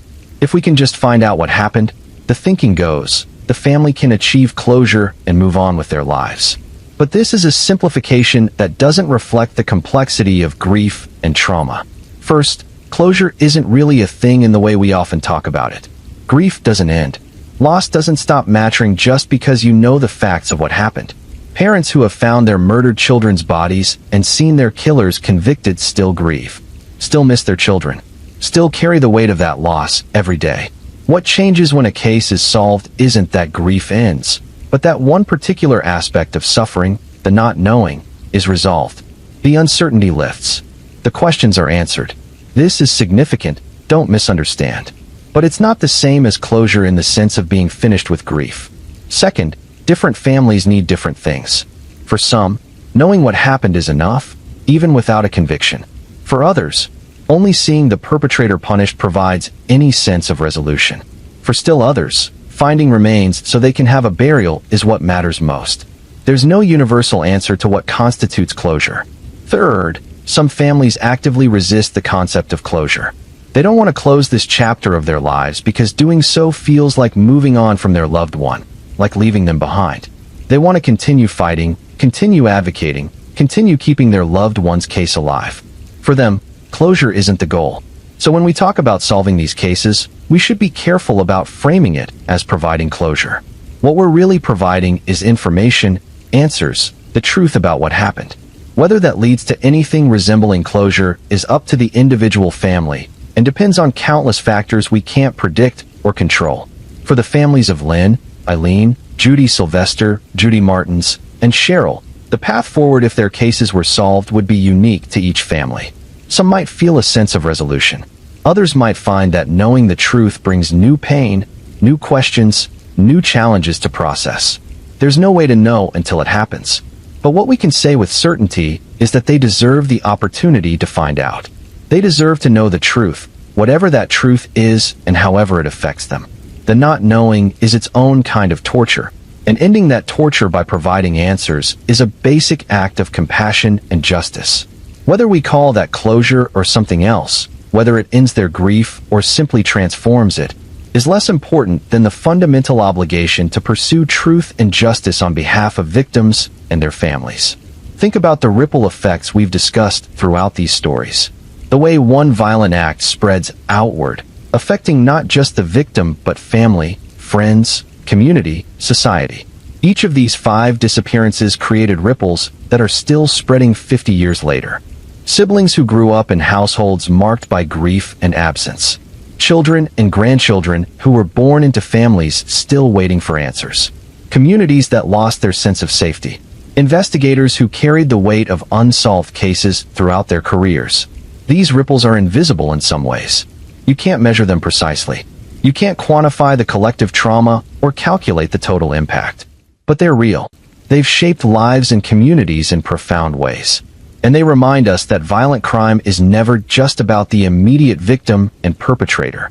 It's about entire networks of people whose lives are changed, entire communities whose sense of security is shattered, entire systems that are challenged to respond and often found wanting. When we talk about the costs of unsolved violent crime, we need to think about these ripple effects. The cost isn't just in investigative resources or in the one life lost. It's in the decades of grief, the families torn apart, the communities changed, the trust eroded, the fear that lingers. These costs are borne quietly, privately, by people who had no choice but to bear them. They're the hidden casualties of violent crime, the collateral damage that extends far beyond the immediate victim. Recognizing these costs should motivate us to do better, to invest in prevention, in investigation, in support for families, to build systems that minimize both the initial harm and the ongoing ripple effects, to take seriously the full scope of damage that violence creates. Let your body relax completely. Feel yourself sinking into sleep's embrace. We're almost done with our journey tonight. Just a little longer. There's something we should acknowledge about the act of telling these stories, of spending hours discussing 5 unsolved disappearances from decades ago. Why do we do this? What purpose does it serve? On one level, it's about remembrance, about ensuring that these 5 young women are not forgotten, that their cases remain visible and present in public consciousness. This serves the families who want their loved ones remembered. It serves the cases themselves by keeping them alive in the cultural memory, which sometimes leads to new tips or renewed investigative efforts. On another level, it's about education, about understanding how violent crime happens, how investigations work, how systems fail and succeed. This knowledge can help us be more informed citizens, better advocates for victims, more effective in pushing for reforms and improvements. On yet another level, if we're honest, there's an element of fascination, of being drawn to mystery and tragedy in ways that aren't entirely noble. True crime appeals to something in human nature, a curiosity about darkness, about the extremes of human behavior, about questions that challenge our understanding of how the world works. This fascination isn't inherently bad, but it needs to be balanced with respect and compassion. We can be curious about these cases while also centering the humanity of the victims.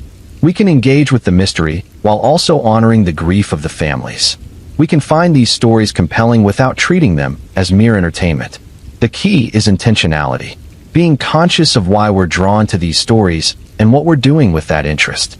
Are we using it to advocate for victims? To educate ourselves and others? To push for systemic improvements?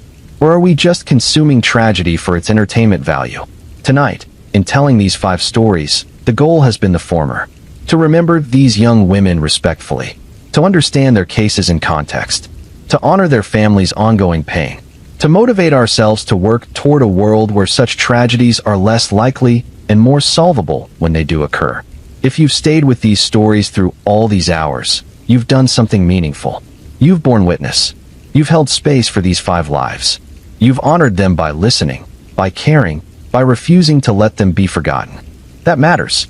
It may not solve their cases or ease their family's pain directly, but it contributes to a culture that values victims, that takes violence seriously, that refuses to accept unsolved cases as inevitable. And in some small way, your attention tonight might matter in more concrete ways. Perhaps you'll remember these names if you ever hear them mentioned elsewhere.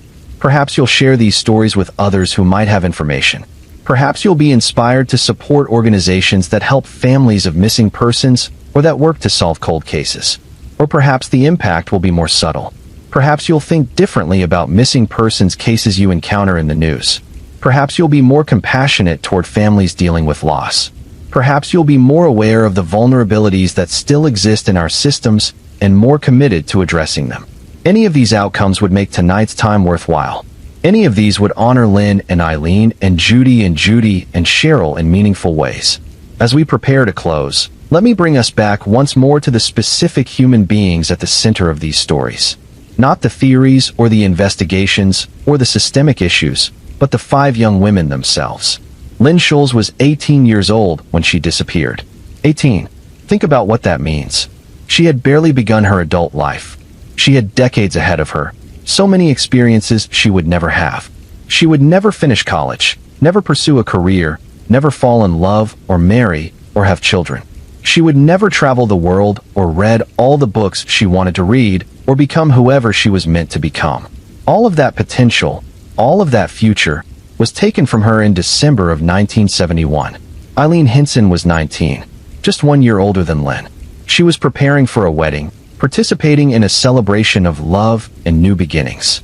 She packed a suitcase for a trip she would never take. She had plans, things she was looking forward to, a future she thought was assured. And then, in April of 1976, all of that ended. Judy Sylvester was 24, already a few years into adult independence. She had a job, responsibilities, a bicycle she rode around Virginia Beach. She was building a life for herself, making her way in the world. She should have picked up her paycheck from that shift she never worked. She should have gone home that day. She should have had decades more to live. Instead, in April of 1977, she vanished.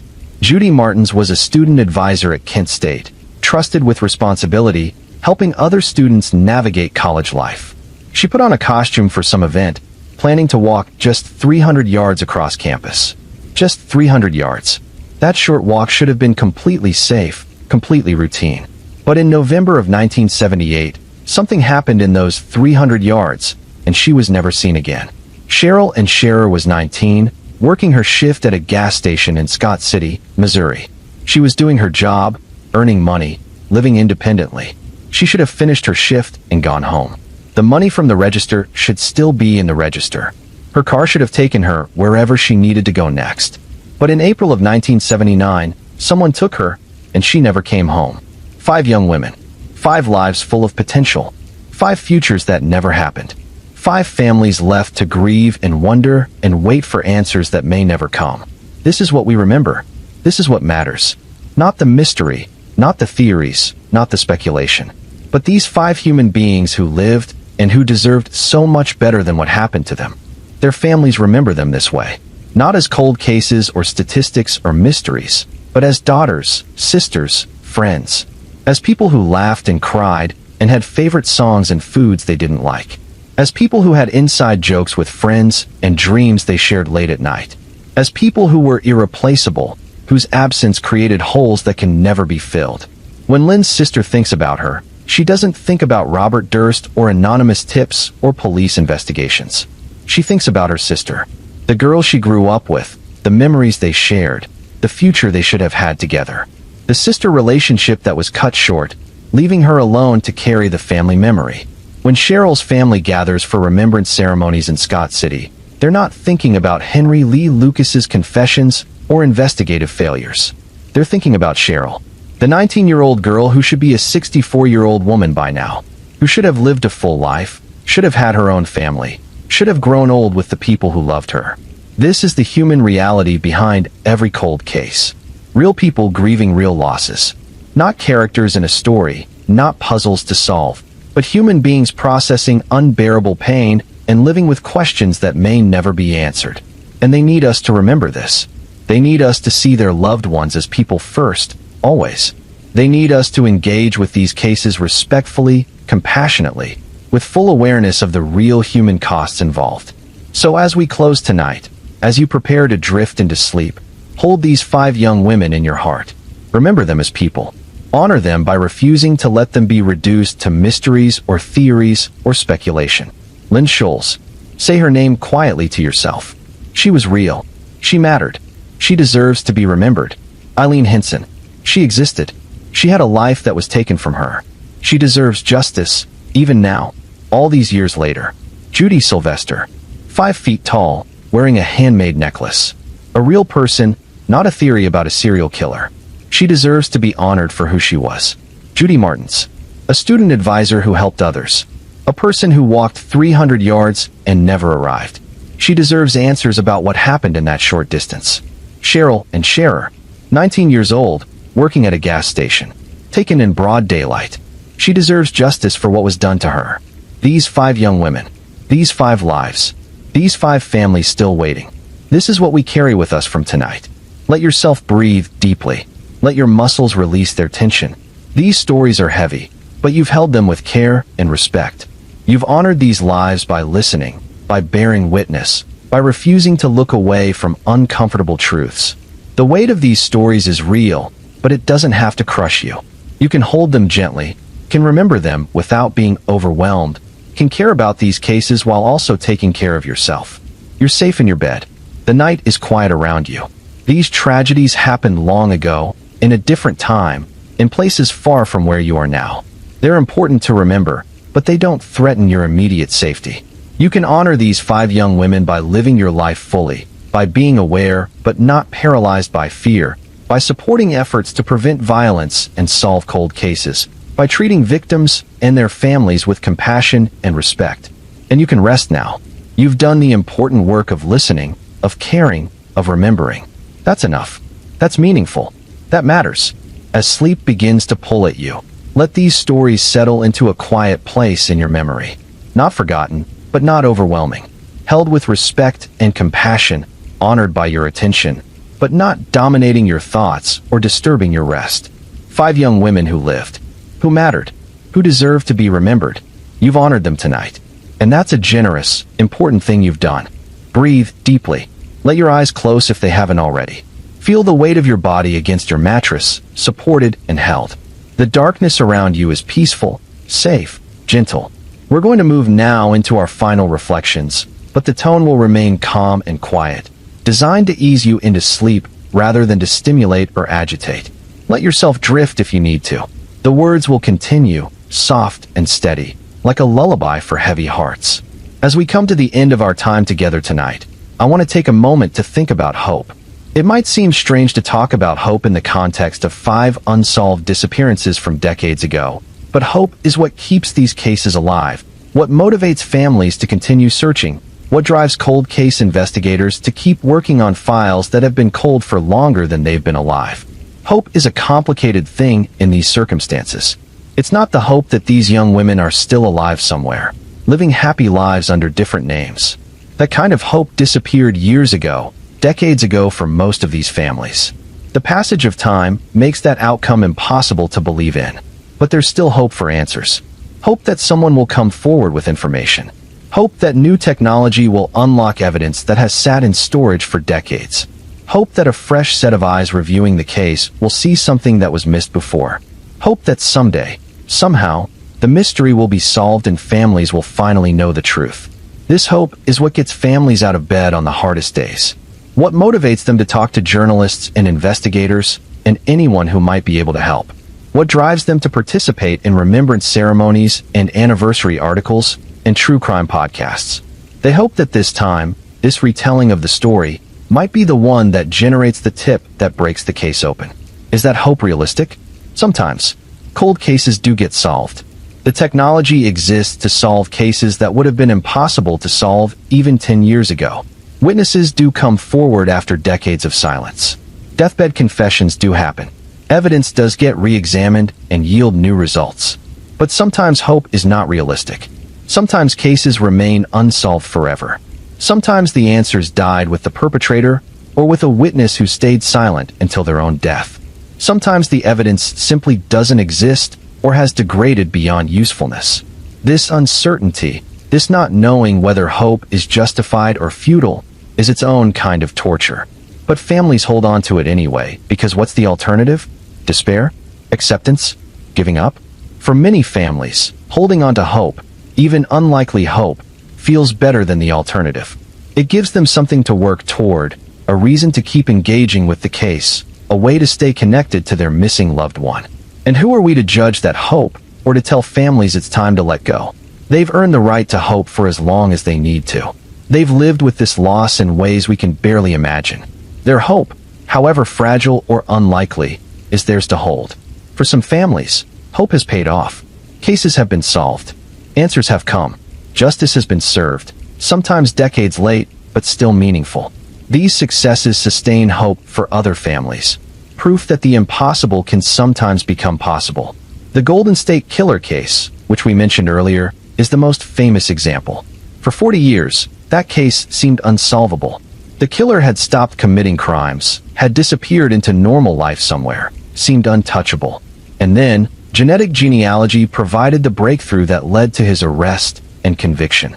If that case could be solved after 40 years, why not these? Why not Lynn's case or Eileen's or any of the others? The science exists. The databases are there. The investigators are willing. What's needed is the right piece of evidence, the right connection, the right convergence of circumstances. It could happen. That's what hope rests on. Not certainty, not even probability, but possibility. The chance that someday, somehow, answers will come. And in the meantime, while families wait and hope, they also live. They've found ways to integrate this loss into their lives, to carry it without being destroyed by it. They've built careers, raised families, pursued hobbies, experienced joy alongside their grief. This resilience deserves recognition. It's not that they've moved on or gotten over it. They haven't. They never will. But they've learned to live with it, to make space for both grief and joy, loss and love, despair and hope. This is what long-term grief often looks like. Not the acute, overwhelming pain of fresh loss, but a chronic ache that becomes part of the background of life. Always there, sometimes more noticeable than others, but manageable most days. The families of these 5 young women have lived with this chronic grief for decades now. They've learned its rhythms, know when it will flare up, have developed coping strategies. They've become experts in carrying unbearable weight while still functioning in the world. And they've found meaning in their suffering, many of them, through advocacy, through helping other families of missing persons, through working to improve the systems that failed their loved ones. They've taken their pain and transformed it into purpose. This doesn't make the pain worth it. Nothing could make this kind of loss worth it. But it does give the pain some meaning beyond itself, some productive outlet, some way to ensure that their loved one's death or disappearance contributed to preventing other tragedies. Lynn's sister, in continuing to speak about Lynn's case, is not just seeking answers for herself. She's also raising awareness about missing persons issues, keeping cold cases in the public eye, reminding people that unsolved cases matter. Her advocacy has meaning beyond her personal grief. Cheryl's family, in participating in annual remembrance ceremonies in Scott City, is doing more than remembering Cheryl. They're also keeping the community connected to this piece of its history, reminding law enforcement that the case remains important, demonstrating to other families of missing persons that they're not alone in their long wait for justice. These acts of advocacy and remembrance serve multiple purposes. They honor the missing person. They keep the case active. They support other families. They push for systemic improvements. They transform private grief into public purpose. Not every family has the capacity for this kind of advocacy, and that's okay. There's no obligation to turn personal tragedy into public activism. Grief is personal, and everyone processes it in their own way. But for those families who do choose this path, who do transform their pain into purpose, we owe them our support and our attention. When they speak, we should listen. When they advocate for change, we should support them. When they ask for help keeping their loved one's case alive, we should provide it. These families are doing work that benefits all of us. They're improving systems, raising awareness, preventing future tragedies. They're doing this work while carrying unbearable grief. The least we can do is honor their efforts with our attention and support. Let your breathing slow. Let sleep begin to take you. We're in the gentle closing now, the quiet ending to a long night of difficult stories. There's one more thing I want to address before we close, and that's the question of what you, listening to this right now, can do. You've spent hours hearing about these 5 cases, learning about these 5 young women and their families. What, if anything, are you supposed to do with this information? First, you can simply remember. Remember Lynn and Eileen and both Judas and Cheryl. Remember that they were real people who lived real lives. Remember that their families still wait for answers. Remembering, in itself, is meaningful. It ensures these women aren't forgotten, that their cases remain part of our collective consciousness. Second, if you feel moved to do so, you can share their stories. Talk about these cases with others. Post about them on social media if that's something you do. The more people who know about these cases, the greater the chance that someone with relevant information will come forward. Third, you can support organizations that help families of missing persons. There are nonprofits that provide resources, advocacy, and support to these families. If you have the means to donate or volunteer, these organizations do important work and deserve support. Fourth, you can advocate for policies and resources that help solve cold cases and prevent future ones. Support funding for cold case units. Advocate for better missing persons databases. Push for policies that prioritize taking missing persons reports seriously from the very beginning. Fifth, and perhaps most importantly, you can carry the awareness these stories provide into your daily life. Be aware of your surroundings. Trust your instincts. Let people know where you're going and when you'll be back. Teach young people in your life about safety without teaching them to live in fear. And if someone you know goes missing, take it seriously immediately. Don't assume they've run away or that they'll come back on their own. Report it quickly. Advocate for swift action. The first hours matter enormously, and time is a luxury missing persons cases don't have. These are small things, perhaps. They won't directly solve Lynn's case or Eileen's or any of the others. But they contribute to a culture that values victims, that takes violence seriously, that works to prevent tragedies and solve them when prevention fails. And that culture, built through millions of small individual acts of awareness and advocacy and compassion, makes a real difference. It saves lives. It solves cases. It supports families. It prevents future tragedies. So your attention tonight, your willingness to spend hours listening to these stories, your compassion for these 5 young women and their families, these things matter. They're not abstract or meaningless. They're part of building a better, safer world. Let yourself settle deeper into rest. Your eyes are heavy. Your body is relaxed. You've done good work tonight, bearing witness to these stories, honoring these lives. As we move toward the end, I want to return one last time to the 5 young women themselves, to leave you with their images, their humanity, their importance. Lynn Scholes, 18 years old, intelligent and sensitive, a freshman finding her way in college. She mentioned missing a bus to New York City, and we still don't know what she meant, where she wanted to go, what she was thinking about. But we know she was thinking, planning, dreaming. She was a full human being with an interior life we'll never fully understand. And she deserved to live that life fully, to pursue those dreams, to become whoever she was meant to become. Eileen Hinson, 19 years old, participating in wedding preparations. She packed a suitcase with care, choosing what to bring, anticipating a trip that never happened. She was engaged with life, looking forward to celebrations and gatherings and the social rituals that connect us all. She should have attended that wedding. She should have danced and celebrated and made memories. Instead, she disappeared, and all we have is the suitcase she left behind.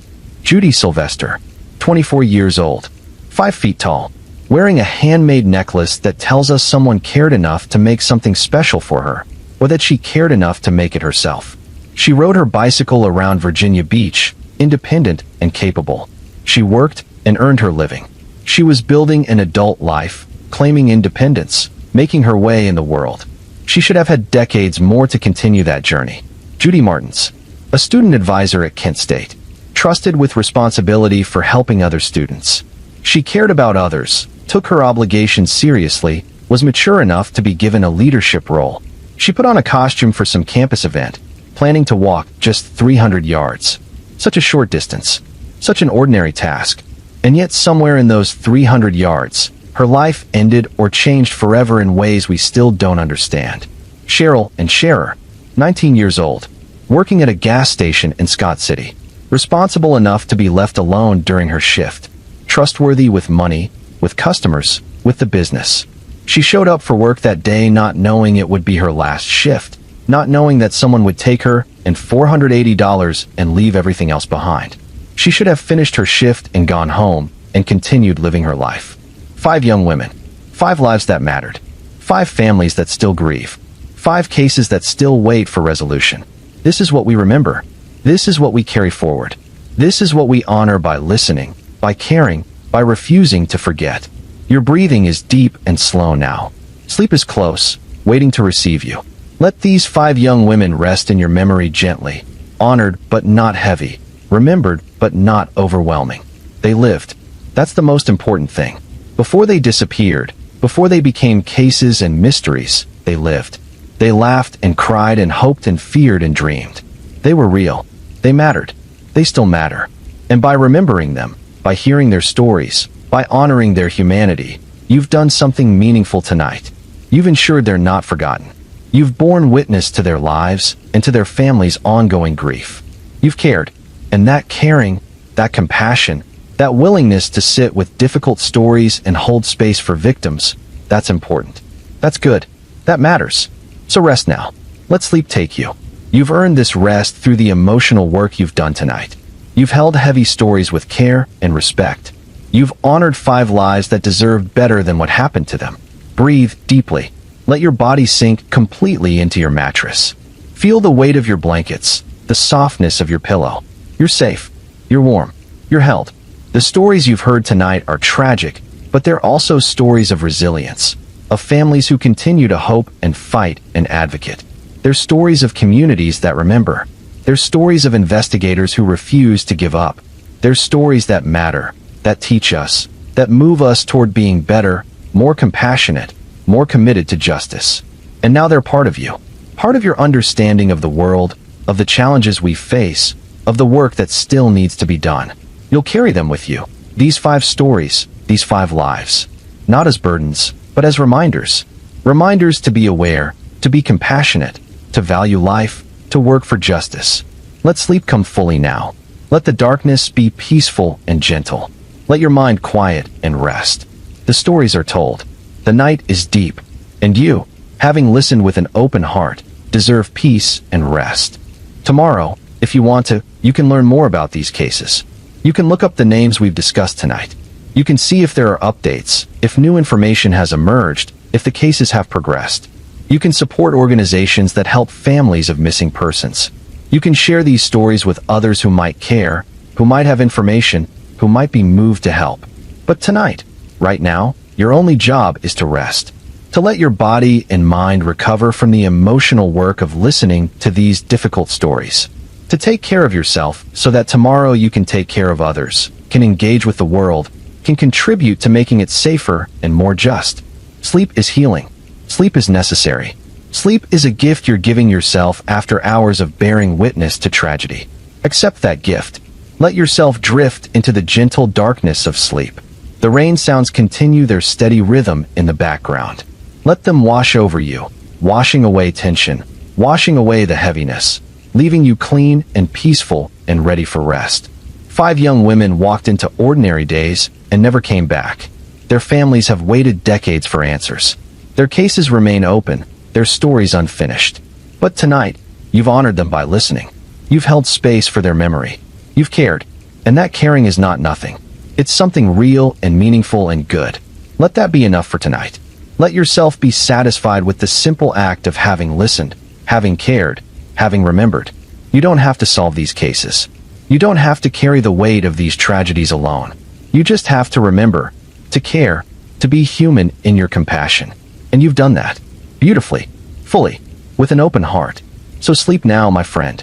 Sleep knowing you've honored 5 lives tonight. Sleep knowing you've done something meaningful. Sleep knowing that your compassion and attention matter. The night holds you gently. The darkness is peaceful. Your bed supports you completely. And sleep, sweet sleep, is waiting to receive you. Lynn, Eileen, Judy, Cheryl. 5 names. 5 lives. 5 stories that will stay with you, gently, honorably, in the quiet corners of your memory. Rest well. You've earned it. You've listened with care and compassion, and that's a generous, important thing. Good night. But before you drift away completely, before sleep takes you entirely, let me leave you with some final thoughts. Some reflections on what these stories mean, not just individually but collectively. Not just historically, but in our present moment. The 1970s were 50 years ago now. Half a century. An entire lifetime has passed since Lynn Schulz disappeared from Middlebury College. Children who weren't born when these disappearances occurred are now grandparents themselves. The world has changed in ways that would be unrecognizable to these 5 young women if they could see it. And yet, the fundamental vulnerabilities they experience still exist. Young women are still at risk. People still disappear. Families still wait for answers that may never come. The specific circumstances have changed, the technology is different, the systems are better in some ways. But the core reality, that violence exists and that it often goes unpunished, remains. This is both discouraging and motivating. Discouraging because it reminds us how far we still have to go, how much work remains to be done. Motivating because it shows us clearly where that work needs to happen, what challenges still need to be addressed. We've made progress. Real, measurable progress. DNA technology has solved cases that would have been impossible to solve in the 70s.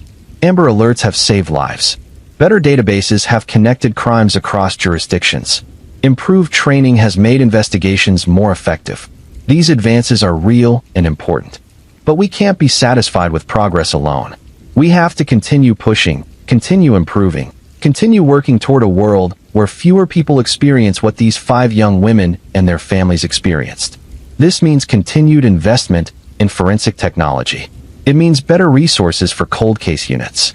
It means improved training for law enforcement on how to handle missing persons cases. It means better support for families dealing with the trauma of having a loved one disappear. It also means cultural change. It means taking violence against women seriously from the very beginning. It means believing victims and potential victims when they report feeling unsafe. It means creating communities where people look out for each other, where absence is noticed quickly, where everyone feels responsible for everyone else's safety. These are big goals, requiring sustained effort from many people over long periods of time. But they're achievable. We've already made significant progress. We can continue that progress if we commit to it, if we refuse to become complacent, if we keep the needs of victims and their families at the center of our efforts. For the families of Lynn, Eileen, Judy Sylvester, Judy Martins, and Cheryl, this progress comes too late. Their loved ones disappeared in an era when the tools to find them or solve their cases didn't exist. And now, even with all our advances, the cases remain cold because the critical evidence was never collected or has degraded beyond usefulness.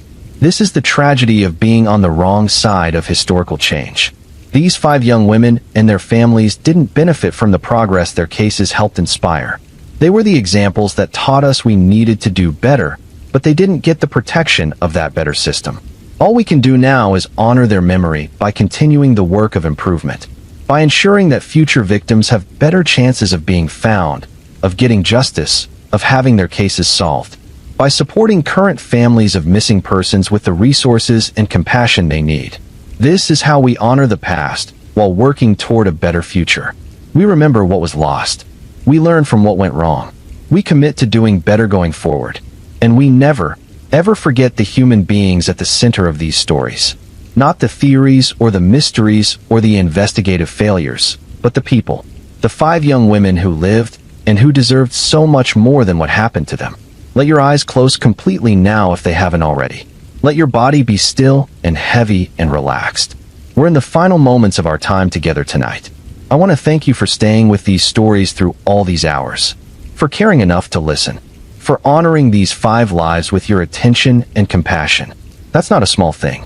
In a world that often moves too quickly, that often forgets too easily, that sometimes treats tragedies as mere entertainment, you've chosen to slow down, to remember, to care deeply.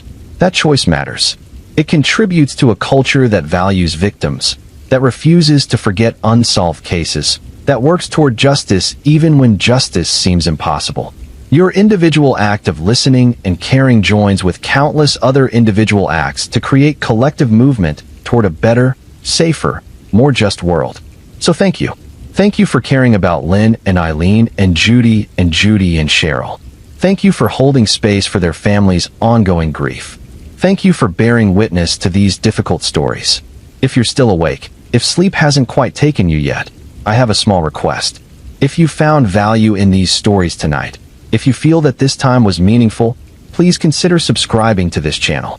Your subscription helps ensure that more stories like these can be told, that more victims can be remembered, that more families can have their loved ones' cases kept alive in public consciousness. And if you feel comfortable doing so, please leave a comment letting us know you were here, that you listened, that you cared. Tell us where you're from, what time it is where you are as you listen to this. These comments create community, connect people who care about these issues, and remind families of missing persons that they're not alone in remembering and caring about their loved ones. These small acts, subscribing and commenting, they matter. They support this work. They build community. They keep these stories alive. But whether you subscribe or comment or not, whether you engage in those ways or simply carry these stories quietly in your memory, you've done something meaningful tonight. You've honored 5 lives. You've borne witness. You've cared. And that's enough. That's more than enough. Now, finally, truly, it's time to sleep. Let the weight of these stories settle into a peaceful place in your memory. Not forgotten, never forgotten, but also not overwhelming. Held gently, with respect and compassion, honored by your attention but not dominating your rest. Lynn Scholes. Remember her name as you drift toward sleep. She was 18. She was real. She mattered. Eileen Henson. 19 years old. She packed a suitcase for a trip she never took. She mattered. Judy Sylvester. 24. 5 feet tall. Wearing a handmade necklace. She mattered. Judy Martins. A student advisor. 300 yards from safety. She mattered. Cheryl and Scherer. 19. Working at a gas station. Taken in daylight. She mattered. They all mattered. They all still matter. And you, by listening tonight, have ensured they're remembered, honored, valued. Sleep well, my friend. You've done good work tonight. You've carried heavy stories with grace and compassion. You've honored lives that deserved better. You've cared deeply about people you never knew, but who are worthy of that care. The night is deep and quiet now. The rain continues its gentle rhythm. Your breath is slow and steady. Your body is completely relaxed. And sleep, sweet, merciful sleep, is ready to receive you. Thank you for being here. Thank you for listening. Thank you for caring. Until next time, rest peacefully, dream gently, and remember that even in the darkness of unsolved mysteries and ongoing grief, there is still light, still hope, still the possibility of answers and justice and peace. Good night. Sleep well, and may you wake tomorrow with compassion in your heart and commitment to making the world a little safer, a little more just, a little more caring. 5 girls who disappeared in the 1970s. 5 families who still wait. 5 stories that matter. And you, who listened to every word, who cared about every detail, who honored every life. Thank you. Good night.